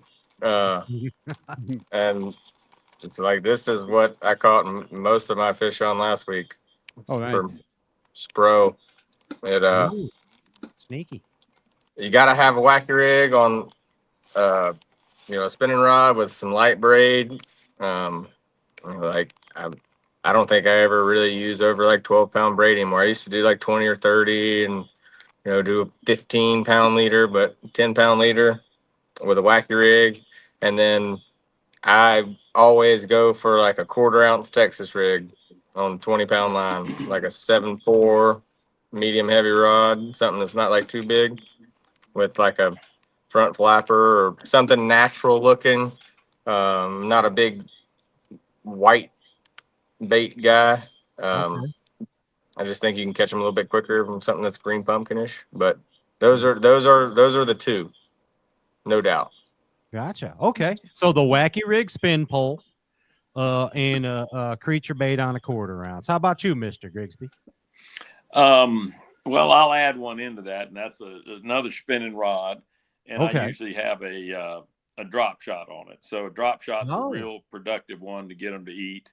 But I'm dead on with Drew, man. That Texas rig is like, that's my number one. That's what I catch the majority of my fish on. Because when that Texas rig's on the bottom, when that fish goes to eat it, it has to suck it off the bottom. So it's got it in its mouth, like for a fact. It's not going by something else and just like grabbing it where it might not have it in its mouth or might hook it outside the mouth. Like, it's gonna suck it off the bottom, and you're gonna have a better hookup. Is my theory behind the whole thing. Yeah, Peg it also or not peg. It's disturbing the bottom, the Texas rig. Correct. So it's getting in those eggs. It's presenting itself as a very big threat. And in fact, we get a lot of them to eat it before it gets to the bed. It's like coming in, and she'll come off the bed and go, "You ain't Need it coming in head first." here." And Yep. yeah, and that's the fun ones. Yeah. Good. Are you guys pegging the weight on the Texas rig or Absolutely. not? Yeah, I do. I know what Shaw's gonna Look at say. Shaw. I saw the commercial on Bassmaster. Shaw Grigsby Yeah. rarely pegs his weight. Yeah. And I learned that from Denny, who's one of the best, and then I heard him say that he had learned it from Nixon. But what it does is the pegging or no pegging, it's still going to drop in basically the same thing. It also it comes apart a little bit, so it's like one thing chasing another, gets them kind of excited that way. But what I really like is when they suck it up, they don't necessarily get that weight in your mouth. So you're not having to pull the weight out of the mouth. So I don't peg it. I let it slide. Gotcha. All right. So Do you peg it? Do you peg it, John? Yeah, I think I'd peg it. Yeah. I mean, I hate to even say this to you guys because I'm embarrassed, but I honestly don't know the last time I really caught one on a bait caster. Betting? Yeah. Oh, really? Which is terrible. It's terrible to even say that, but I was just going back through my head and I can't even think of any. But that's okay. We still love you. I know. I'm embarrassed for that. But even if that next time I see one on bet, I'm going bait caster. How do you just upsize your spinning tackle if one's around heavy cover or something to get them out? He don't. I mean, like, I don't know, like that one Drew one. Where were we at? Santee or whatever? Yeah. Yeah. And they were like, no, it was the year after. The second year whenever you lost that great big one. Yeah. Usually I'll just straight braid them on the spinning rod, Okay. I saw him catching 8s on the bed at Lake Murray, 6s and 8s on like you were. You just had 8-pound trilene and 8-pound. Yeah, we did have a good day though, Pat. Like that was like I looked down and that one was in like 10 feet or something. Yeah, I'm like, I think there's one down there, and I dropped that General straight to it, and it ate it right under the trolling motor. Those ladies were doing hot aerobics and right. cheering for John as he was catching 6-pounders. Shaw. Yeah, I mean, it was amazing. That was. Yeah. It was a lot of fun. Hot aerobics. Okay, so John, you only use a spin pole for bedding bass. Well, as a confession you made. I mean, I used to, I'm the same thing with them guys before, though. A lot of times I use that Texas rig with like some 20-pound big game. Okay. Like 3/16, a straight shank hook and like a crawl, either like, we have like the stank bug now in max scent or the creature hog in max scent, I'd use that kind of stuff for the bigger fish. But, I mean, most of the time, same thing with them with spinning rods, the drop shot, the wacky. I mean, I'll even throw the Ned in there. And now that I know Shaw's Ned hook that gets every one of them, you boys better watch out. The hook was going to be my next question. Is there a different hook that you would put in your Texas rig when you're fishing a bedding fish versus just flipping around the Texas rig? Straight shank all day. All day I see it. Why is it? Why are you guys always on that straight shank with the Texas rig? Are you too, Shaw? Yeah, pretty much. I mean, I do both. I've used some with the EWG style, the wide gap, but most of what I do is that TK 130. It's a flipping hook. It's a straight shank. Yeah. Yeah. Okay. Would you upsize it at all on a bedding It all fish? depends on the fish. I mean, like if I'm looking at an 11-pounder, I'm gonna have something big on there. You put the ish tube on. He goes with the ish tube and the 9 on. There he goes. You ever caught one on one of them ish tubes? I have. Have you? It wasn't, it's called the Toro tube was what, Okay, I don't know if that's the ish tube, but I had the Toro tubes. In fact, I had one in the boat until just about 2 or 3 weeks ago. I just took it out, just for popping it around bedding fish or big fish that you see. The Toro tube. Who made that thing? Toro. Who made that? That's the Toro. name. That's the brand. Yeah. Toro. The Toro tube. Okay. Yeah, that was the ish, I don't know original that OG ish tube. Okay. What was the OG? I mean, unrelated. What was the OG Rojas frog before it was the Spro? What was that frog? That it was a Japanese frog. Do you guys remember? Yeah, you remember, Sean? That was Was it a sumo? Is it Yeah, called a sumo? sumo. It was a sumo. Okay. Yeah. Anyway, unrelated. Sorry, that was the OG. Yeah. Rojas frog. I still got a couple. John, you now you do some sneaky things. Bed fishing. I've been with you. You're a sneaky assassin. You really are. Out there bed fishing. Drew, he does. I mean, it seems like he actually communicates telepathically with these fish. So I don't know how John Cox does this. And you have a secret rig. Okay, John. Now, I'm not going to give away the secret spawning rig. Okay, do you know what his secret spawning rig is, Drew? Do you have any idea? I don't know. I've got a couple secret ones too that we're not going to talk about. Shaw, do you have any secret spawning rigs? I don't know. When nowadays everybody's in the boat with cameras and you can't keep much secret, but well, John can, and so can Drew. Yeah, I don't. I've really seen him think keep I it do. secret. All right, so guys, give away the secrets right now. All right, just the rest of the show. Give away secrets. Shaw, can you tell us the Harris Chain Bass Elite win when you were getting them on the with the cap, the red cap thing? Yeah, so that was something a buddy Bob Hamilton came up with. He sent me some, and I decided I'd try them, that it would focus. So I played with red hooks when they first came out, and they truly bass focus on that. Shallow water bass focus on the red. So if you painted a red spot on a jerk bait around the center, where the center hook would be, or hang a red hook there, their focus is there, and that puts 2 hooks on, a hook on each side of them. So I think that gives you a better shot. Well, so I thought I'd try that, and it tended to work. But what really won me that tournament was this 10-pounder on a big swim bait. I couldn't get her. Was that the first day, or what day was that? No, it was the second day. First day I didn't catch but maybe 14 or something, but day 2 I caught almost 30. And I had this big one on a bed. Actually, I had 2 big ones. One was a Jimungo, and she left, and I had this. So here's this 10-pounder left on there, and I kept throwing at her, and she wouldn't eat anything. And I finally got this Rego swim bait. Yeah. And one of those big guys. I mean, it's not huge by any means. It was kind of the smaller one of the swim bait. It wasn't a 12 inch. It was like a 6 or 8 inch or whatever. Anyway, and I tied it on and I threw it out there and I let it sink down to the bed.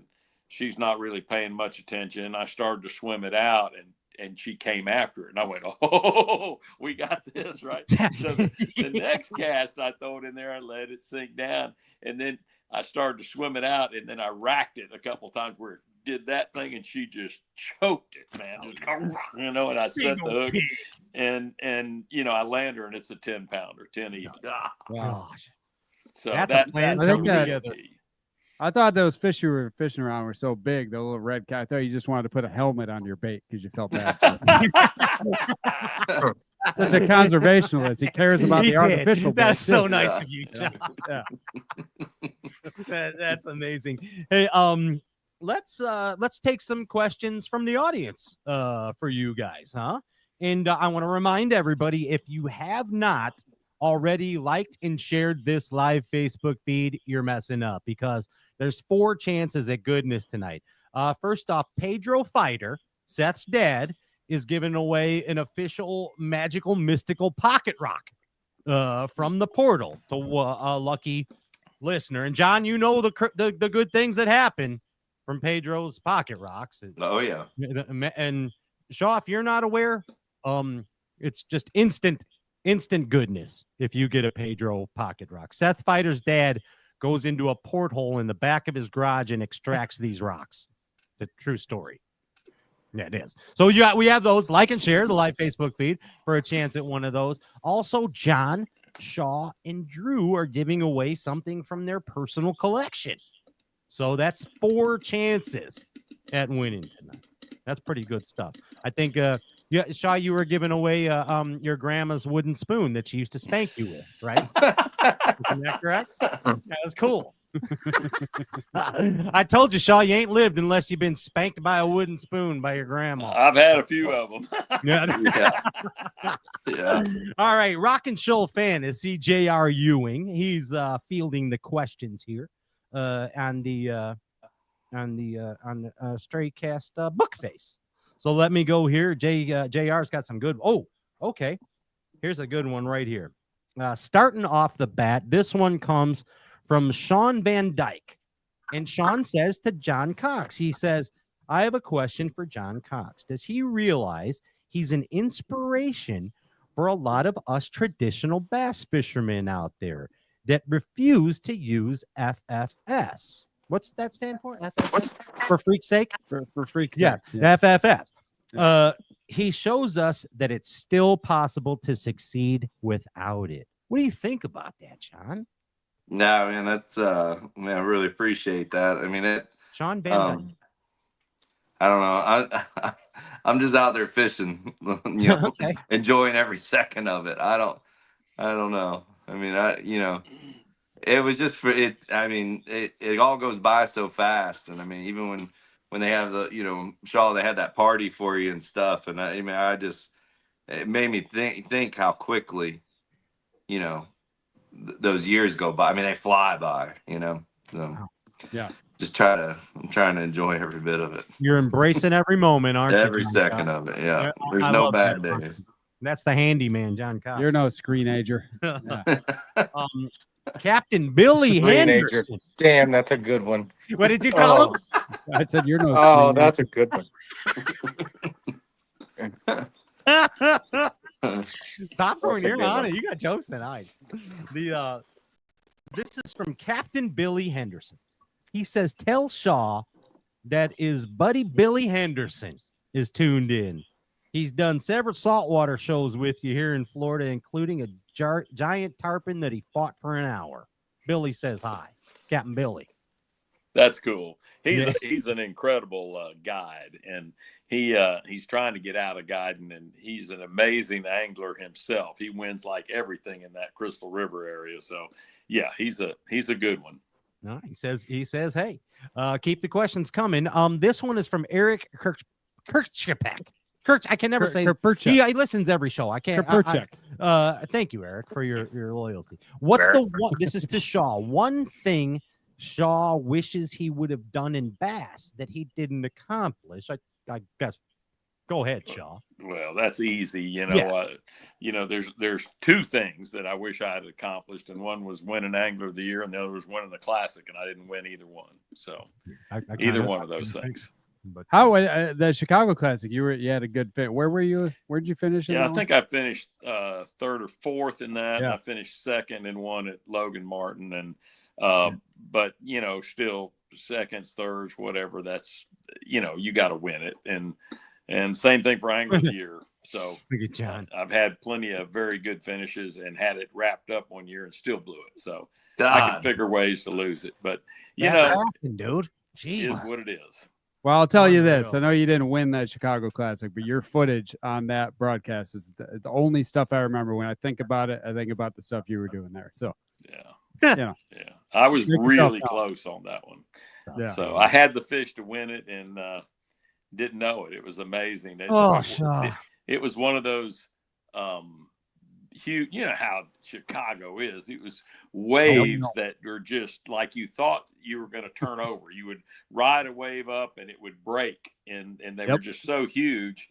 And I'm trying to fish this flat in the lake, and I assume they're spawning, but they were on the flat, these smallmouth, and I fired a tube out, and I'm riding this wave, and waves are breaking. You're trying to keep from falling out of the boat, and I'm picking it up, and I see this, 3.5, 4 pounder.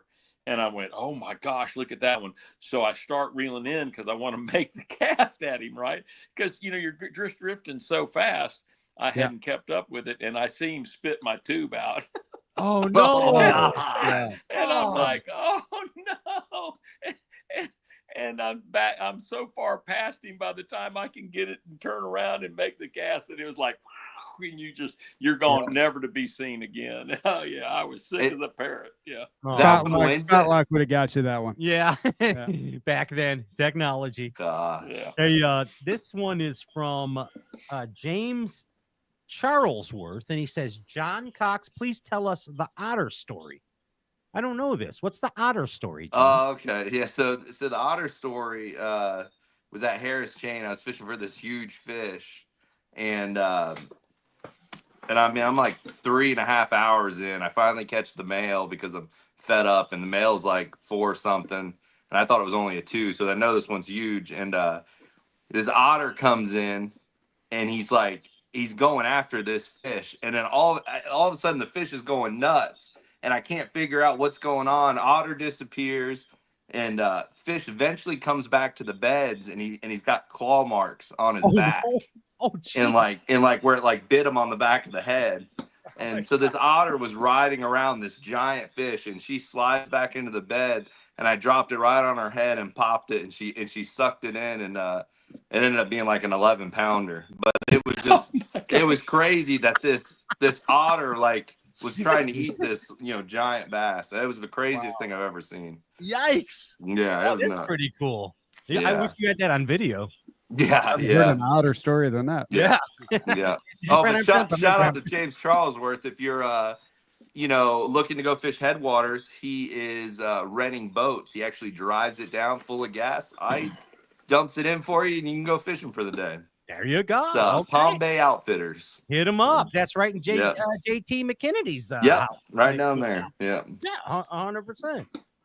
Andy Cox, our old bud, said, what's been we talked about this one already. The best bed fishing baits. But thanks. Just shout out to Andy Cox. We got that. Wacky, Texas. Wacky, Texas. And Droppy McShottins.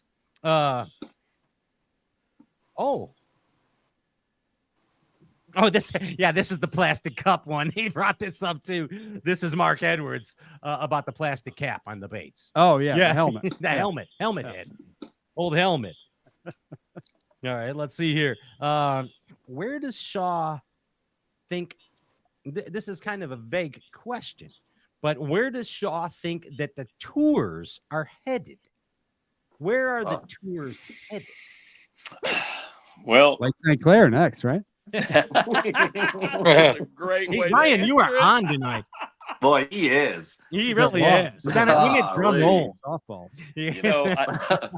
I don't know. I think there's a lot of, should I say, discomfort within the angler circles, So I don't know where it's going. I know that I think it's the greatest sport in the world. I truly do. I think, you know, you have stick and ball sports, and they're very technical and it's precision stuff, but there's nothing that has as much that it encompasses. No sport that encompasses more in the sense of changing conditions, and your target is moving all the time, and I mean, it's just, there's so many variables, and so to me, there's no sport that's more demanding or exciting and trying to figure it out. I mean, you're always in that pursuit of figuring it out. So I just hope that everybody treats it as the greatest sport in the world and protects it. And I think it'll iron itself out.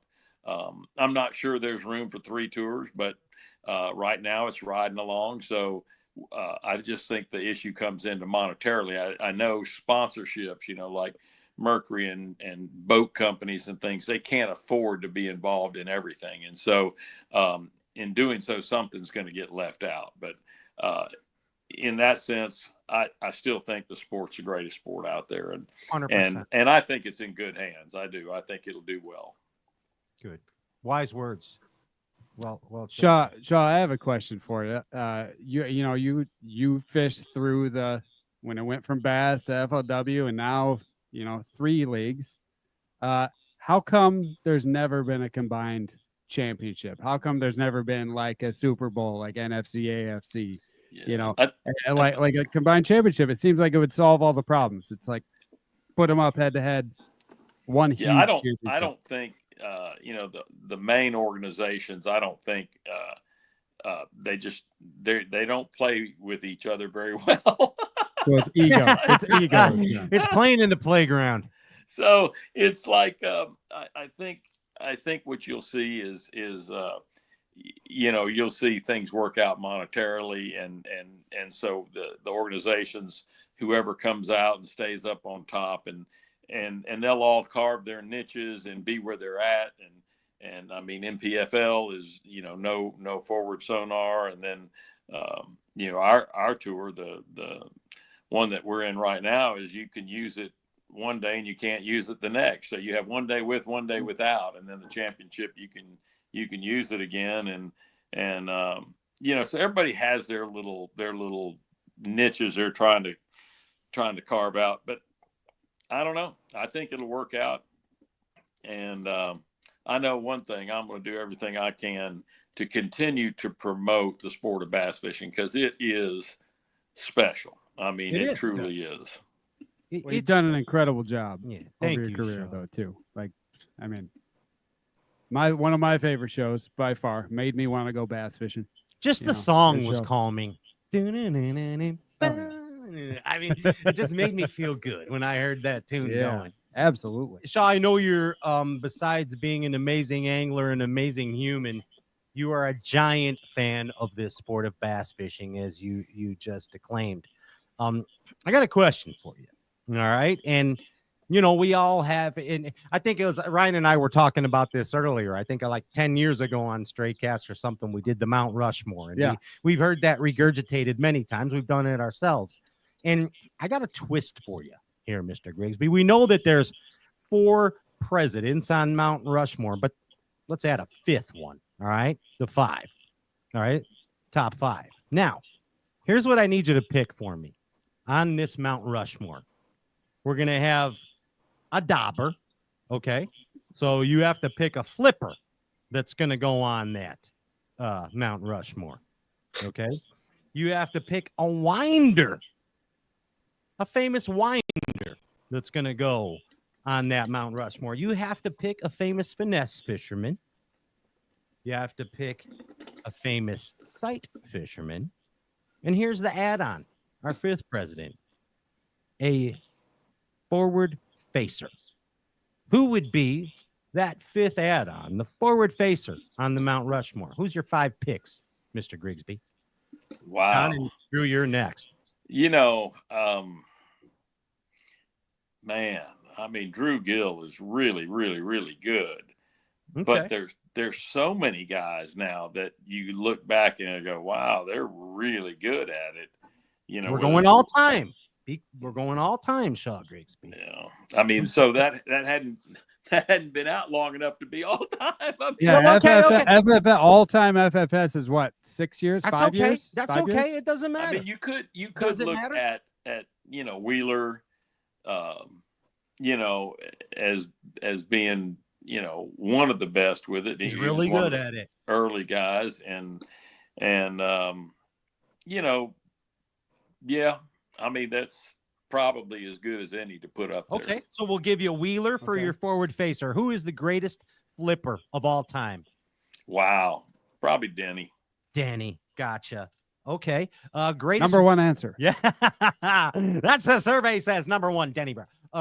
And who is the number one winder on your Mount Rushmore? It'd be KVD or Clun. KVD or Clun? You all right? Pick one. Go. You have to. I'd probably have to pick KVD. Okay, KVD. Interesting. Now we're going with a finesse fisherman, Shaw. Who's the all-time finesse? Ooh. Man, now you're hitting hard. Yeah, that's a tough one. You look at, I might have to say Klein. Interesting. Wow. Okay, yeah. I mean, I see it. I do see that. So Klein was the original guy. I mean, he won one at I'll never forget this. He won one at Bull Shoals, Arkansas. Okay. Doodling. So finesse fishing, and I mean he's notorious with the split shot. 6 and 8, and he was doodling in 60 foot of water. I mean the guys, yeah. So with the parabolic spin pole. Right. And I'm trying to think if there was anybody else that I could put in the category of that many wins and that right. category of finesse fishing. I mean, maybe Aaron. Aaron was really good too. That's my guy. So I mean, I'd put those two, and so yeah, it'd be one or the other. They're both Gotta pick one. incredible. Gotta pick one. You gotta pick one, Shaw. You gotta pick one. Gosh. All right, I'm gonna go with Aaron. Aaron, you got it. All right. You gotta go, Aaron. Okay, and the greatest sight fisherman of all time. Guido. Excellent answer. Great answer, Shaw. Awesome. John Cox, throwing it to you. Greatest flipper of all time. Gosh, that's a toss up for me. It's a toss up between Denny and Biffle. Since I sometimes stay with Biffle, we'll just go with Biffle. He's gonna beat you up. I'm gonna yeah. Yeah, gotcha. All With Biffle. Good. What's the next one? Smart answer. Winder. The greatest winder. Winder. I'm going with Fritz. I mean, he is dedicated. Like he is gonna crank and reel and sit down no matter what time of year it is, no matter what the conditions are. I don't know how many times I'm like, hey man, you can get some bites on, here's some worms, here's a spin, and he just wants to crank. But I don't blame him. I mean, it is you get addicted to it, when they're biting and stuff. And I don't know. Yeah, he'd be my winder. Good choice. Finesse fisherman. I have to go with Aaron. Aaron. I think of, and that's what's crazy, especially following all the bass fishing and watching all the lives, watching all the old Bassmaster FLW and stuff. I would say Aaron, I've learned so much just watching him on live doing finesse stuff. Sure. And he didn't want to be the finesse guy. No, honestly, he didn't. Yeah, and I mean, I know he flipped a lot too, which we didn't see a ton of that, but I think we learned most of us learned a lot from him. Yeah, he cranked a lot too. You're right. Greatest sight fisherman of all time, John. I'm going with Shaw. 100%. Yeah, throw him up on there. All right, here's what we got to hear. The greatest forward-facing sonar fisherman. Oh man, I hate that. I mean, Patrick's good at everything, but I mean he's really good at Patty Walters. Patrick Walters, yeah. Oh I mean, he's he's just good, yeah. Yeah, he's just good. he sure is. Yeah, and I mean, I don't think we sell can you a spoiled steak without even trying. yeah. Hey, and then this is we got Pat Walters on that one. All right, yeah, he is good. Yeah, he is really good. All right. What do you think, Drew Cook? Greatest dauber of all time, greatest flipper of all time. I'm gonna go Hackney. Hackney. Oh, Just because they took 1 and 2, Yeah. I'm going to number 3. Like I'm gonna go Hackney. Hackney's a good one. He's not done yet either. Yeah. So like, It is crazy when he gets he's still got dialed some part in in. him. It's insane. It's You know, when nuts. you fish next to him and he starts like, I mean, it's like very intimidating. I mean, I just get away from him. You know, I don't want to fish anywhere near him. When he gets in that zone, I don't want to be inside of him. I just vacate. I don't disagree. Yeah. And you know what I mean? You know what I mean? Yeah. You know what I mean? Hackney That's Bob, you know what I mean? It's the deal. Yeah. You know what I mean? He looks at you like that, and his eyes are like 40 times the size. Yeah. Yeah. Unreal. The deal. Hackney, great choice. Greatest winder of all time, Drew Cook. I'm gonna have to go Kevin. Kevin. Okay. Gotcha. Yeah, Kevin. I mean, the guy can wind. He's like an energizer buddy. He damn sure can. He did it. He did it a lot. Greatest finesse fisherman, Drew Cook. Mine was Aaron. Aaron as well. Okay. Yep. Sight fisherman. Sight fisherman. I think I'm gonna go Cox.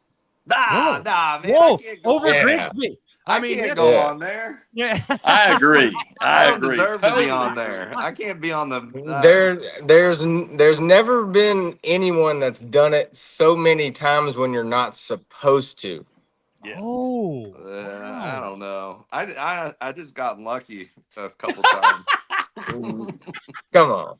And Ferris honestly, Bueller's like way. anytime any of that would happen, it was just like a miracle. Anyways, like I'd be broke or like wouldn't have any money left, and so and then they would just so happen to roll up on the beds that week. Wait, so I have a question for you, Cox. All right. The FLW at Hartwell that you won. Is it true that your camera guy broke your spinning rod the final day morning? That's why you went and threw a swim jig and a chatterbait. Yeah. I had one spinning rod, and the guy jumped in my boat. The most John Cox thing ever. Crushed the biggest guide on it, and I was like, "Oh my gosh, I don't have a spinning rod." And so I went and threw the chatter and the swim jig. You believe that, Sean? It was, and that's why when you guys give me a hard, you're like, you don't have your rods out. That's why I have nothing out in the morning because I've been paranoid from that day. I don't blame you. Wow. Yeah, That's true. Yeah. That's awesome. Yeah. I never knew that. That's a good one, Drew. Yeah. That's awesome. And Drew, who's the greatest forward-facing sonar fisherman of all time?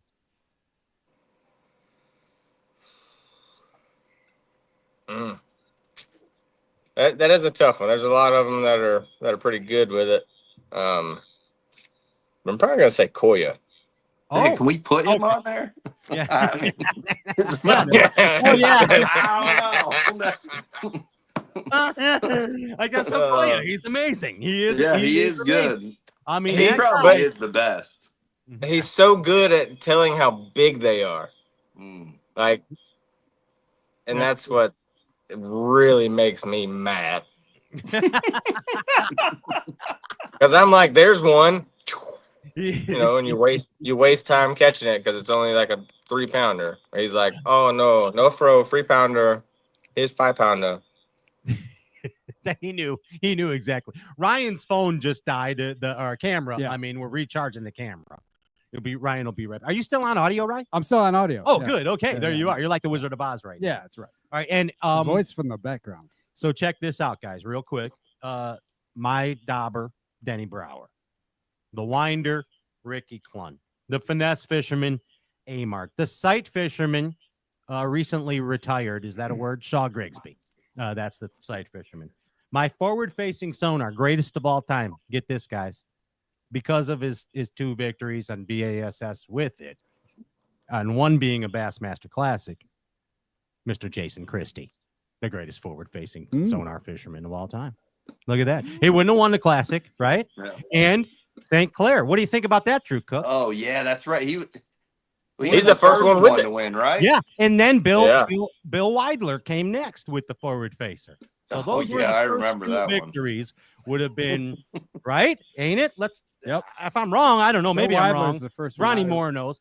So Yeah. there was Christie's victory and then Billy's, Mm-hmm. right? No. No, what is it? Tell me. No? Go ahead. Patrick Walters. Oh, Pat was Oh, the Lake first. Fork. yeah, with the jerk bait. Yeah. Oh, Yeah. Where he beat Okay. the dog crap out of us. he did. You're right, Yeah. 100%. He opened our eyes to it, and then Yeah. Christie was like, "Yeah." So I guess that is Pat Walters is the ultimate forward facer. So I would have repeated a lot of your same answers on most of them, but the only one I was surprised I didn't hear for finesse was Mark Davis. he really is a good finesse fisherman. He was a really good finesser, and he got forced to because he had the shoulder issue. You're right. And he had to lock it in his hand, and he started catching them. And I mean, in AOY in the Classic in the same year. Ben Paul. Is that your text? I don't know. Oh, that's Shaw's. Shaw's a popular guy. You just got a text. Are you up? No, he's getting called to get a gator, probably. What are you wearing? I've had to leave a lot later than this to go get one off campus, you know. Yeah. Oh, goodness gracious. Yeah, man. What a fun show, guys. I mean, I hope you guys enjoyed this too. I kind of like how the stars aligned in the Bass Galaxy, brought some of the best sight fishermen ever. And I wish we could have had Guido Hibden with us. God rest his soul. Great answer there, Shaw. Great answer about Guido. 100%. Yeah, let's hey, what do you say we give away some stuff before we get out of here? What do you say, guys? Let's give away. We got multiple prizes here to give away. And I have the winner for the Pedro Fighter official rock. All right. So if you win this prize, these have been chosen through the randomizer, the Ginger Ninja and Rock and Shoal Fantasy put them through. If you win this prize, you have to slip in the Straycast DMs on Facebook. Attention, Rock and Shoal Fantasy, and he'll get out the prizes. If you're waiting on prizes, just be patient. They're coming. They're coming. The Pedro Fighter official rock goes to Chris Gilcher. Chris Gilcher, congratulations. All right. There it is. Now, Andy, have you texted the boys, the prize winners? They got all that? Ninja? I think because I heard Shaw's going. Did you guys get a text? I didn't get mine's on I don't know. I'm afraid I'm gonna lose you if I swipe out of this one. Me too. Uh-oh. All right. How about you, Drew? Do you feel confident? I saw the name and I knew I didn't recognize it. Didn't recognize the number, so I feel pretty good about it. Okay. So I mean, so you remember the name? Yeah, I'm gonna go with it. Okay. All right. We got I'm still confused. All right. So Drew, who's the Drew Cook prize winner? Who do we got? Jason Hare. Jason Hare. Congratulations. I think that's a 2-time winner. Jason's a loyal to you. Yeah, absolutely. What are you going to give away, Drew? You got any idea? I'm gonna give away the exact pair of sunglasses that I was wearing last week whenever I won, and Santee Cooper whenever I won. Holy cow, dude. Man, I should have got in on that one. Yeah. Those are pricey too. You wear the loopholes, right? Yep. Yeah. Okay. Yeah, John wears those too. Gosh, that you could have won an extra pair, Johnny. Yeah, I mean, you can't never have enough. That's a great price. Thank you very much for that, Drew. So all you got to do is direct message Rock and Shoal Fantasy. Now, we're going to have you guys all back because we did a whole sight fishing thing and we never talked about sunglasses. Yeah, you're not wrong about that at all. I mean, I don't know how we missed that. Gosh, I'm telling you. And I know Drew accredited that his sunglasses for a major part of his victory and seeing a fish from a half a football field away, you know, and it had a tag. All right, I will do the winner for you, John Cox. Are you ready? I'm ready. Okay, so the winner. And what is the John Cox prize pack? What are you giving? I'm looking through this messy office that I have. I think I'm gonna go ahead and if you win, I'll send you a Big Cox Don't Need Live Scope shirt. A Big Cox Don't Need Live Scope shirt. Send your size, and I got like 5 or 6 boxes of them because me and Asian Rob decided to order 5,000 of them for some reason. So I'm gonna give one away. Why not? In fact, John will give one to your whole family. He's got so many boxes. Jack Belt. Jack Belt, you are the winner. Congratulations, Jack Belt. And here we have the final prize, the one that everyone has been waiting for. Ladies and gentlemen, it's the Shaw Grigsby 40-year retirement victory prize package. That winner is Mr. Warren Beard. Congratulations, Mr. Warren Beard. It should have been Warren Mustache with the apropos. Mr. Shaw, what is he winning? I'm going to pull out a few mustache hairs and sprinkle them in a box so he'll have my mustache hairs. Heck yeah, a hair jig. God, John, you want it there. Yeah. Dang it. John Cox really messed up. I don't know. Yeah. Hey, amazing. Thank you, everyone that liked and shared the live Facebook feed tonight. And you won some really cool stuff. That's for sure. Thanks, Pedro Fighter and John and Drew and Shaw for giving away cool stuff. We appreciate that. Guys, it's been a great show. I really had a dang good time. I got to tell you. Here comes Ryan. I'm back up. He's back. He's back for the close. Hey, Drew and John, I'll see you. When you guys leaving? You leaving this weekend for St. Clair? Yeah, Friday-ish. Friday-ish, something like that. Okay. I'm gonna leave Saturday morning. I'm still gonna beat Cox there. Yeah, I gotta still go to New York and then drive over. So of course, he's Cadillac. I might make practice Monday, maybe. As you would say, Drew, he's Cadillac in his way to Detroit. That's right. Shaw, I know you got some gator hunting coming up. What else you got on the horizon, Mr. Grigsby? I'm gonna do a little church talk, a little ministry deal in Sumter on Friday at noon at Alice Drive Baptist Church, and then I'll do a tournament for special ops survivors, fishing deal, so military deal up at Lake Norman in November. Okay. Early November, whatever, Friday, there about the 5th or 6th or 7th, somewhere right there.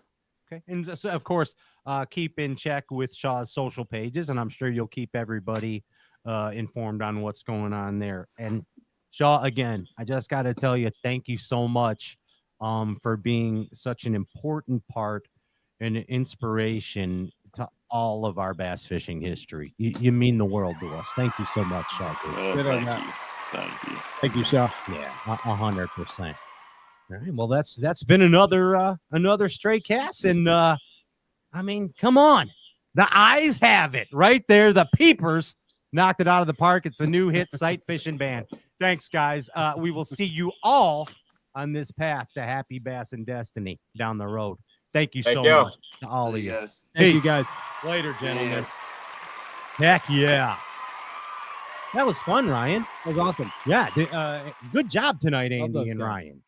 And Rock and Shoal Fantasy. Good job to you. Yeah. And man, what a good time. I mean, we're getting ready to hit the road, going to St. Clair. So keep an eye out for some more Behind the Tanks, Moultrie's Behind the Tanks on Bassmaster YouTube. Also, the show Riding with Pat. That's a show I do the first 2 days of the Elite Series. Keep an eye out for that on Bassmaster.com and YouTube as well. Yep. And again, best of luck to our buddy Jamie Bruce tomorrow on the Opens, and all our horses in the race competing on the St. Lawrence River tomorrow in the Bassmaster Opens. And this weekend, it is Hammond Marina. Get it, Ryan. South Shore Bass Open. Get it, Ryan. Yeah. Saturday and Sunday this weekend. They're the big parties Friday night, the meeting party. Yep. Okay. And then we have the event Saturday and Sunday. Mm-hmm. And I hear that the prize is way up now. It went up. Way up. Yeah. There's I think we got 47 teams. Yeah. So. And I mean, some good stuff. I know that Tin Cup's kicking in, Impulse is kicking in a little, and so is Abu for this deal. Looking forward to it. If you're in the Chicagoland area, come on out Saturday and Sunday to the Hammond Marina. It's going to be a party. It really is. Hit the casino it's like first. a Bassmaster type weigh-in. Yeah. Deal. It's right there. Hit the casino, hit the weigh-in, or vice versa. I think next week, maybe, I don't know if those guys are doing an open show or not. There's a lot going on. Yep. In the opens, and I know Brucey's got stuff to talk about and this and that. But, I'll be at St. Clair. Then we'll do a show. When we come back. St. Clair, then Lacrosse, right? Yeah, back week to back? off. No, it's not back to back. There's a week off. Oh, there's a week off? Yeah. Okay. And then on to St. Clair for the season wrap up. Here it is. Lacrosse for the season wrap up. Yes. Right? Yes. Sorry, I said St. Clair. Lacrosse for the season wrap up. Hey, thank you, Omnia Fishing. If you have not downloaded or purchased the Omnia Premium Pro app, it's well worth the dinero. Sims Fishing, huge announcement in the next couple days. Keep abreast at Sims social media. Bob's Jack Plate. I'm jacked up on Bob's Jacks. Hey, Impulse Lithium. I don't skip a beat with Impulse Lithium. Thanks, Bill and Darla Lane. Power pole down and up for pleasure. Of course, Tin Cup Mountain Whiskey, the official brown liquor of Bass and Liquor. I don't even know it. Berkeley Fishing. Abu Garcia Fishing. Mad Science Print Lab. Of course, Waterland. The amazing Waterland Shades. And Hey River Fishing. And Chicago Bass Fishing. Yeah, all that good stuff. Hey, I'm Pat Renwick. I bid you peace, and peace I bid you. That is my co-host who was on fire tonight, Ryan Popcorn Whitaker. And this, of course, has been an Andrew Hillenberger Ginger Ninja production. Peace, guys, galaxy. We're out of chat. Rastafari! Take a trip to the top of Mount Gaia. As you climb, feel your breath turn to fire. A man waits at the top to inspire. Now hear this. Yeah. Give your hand, make your own sacrifice. Take a smoke, clear the fear from your eyes.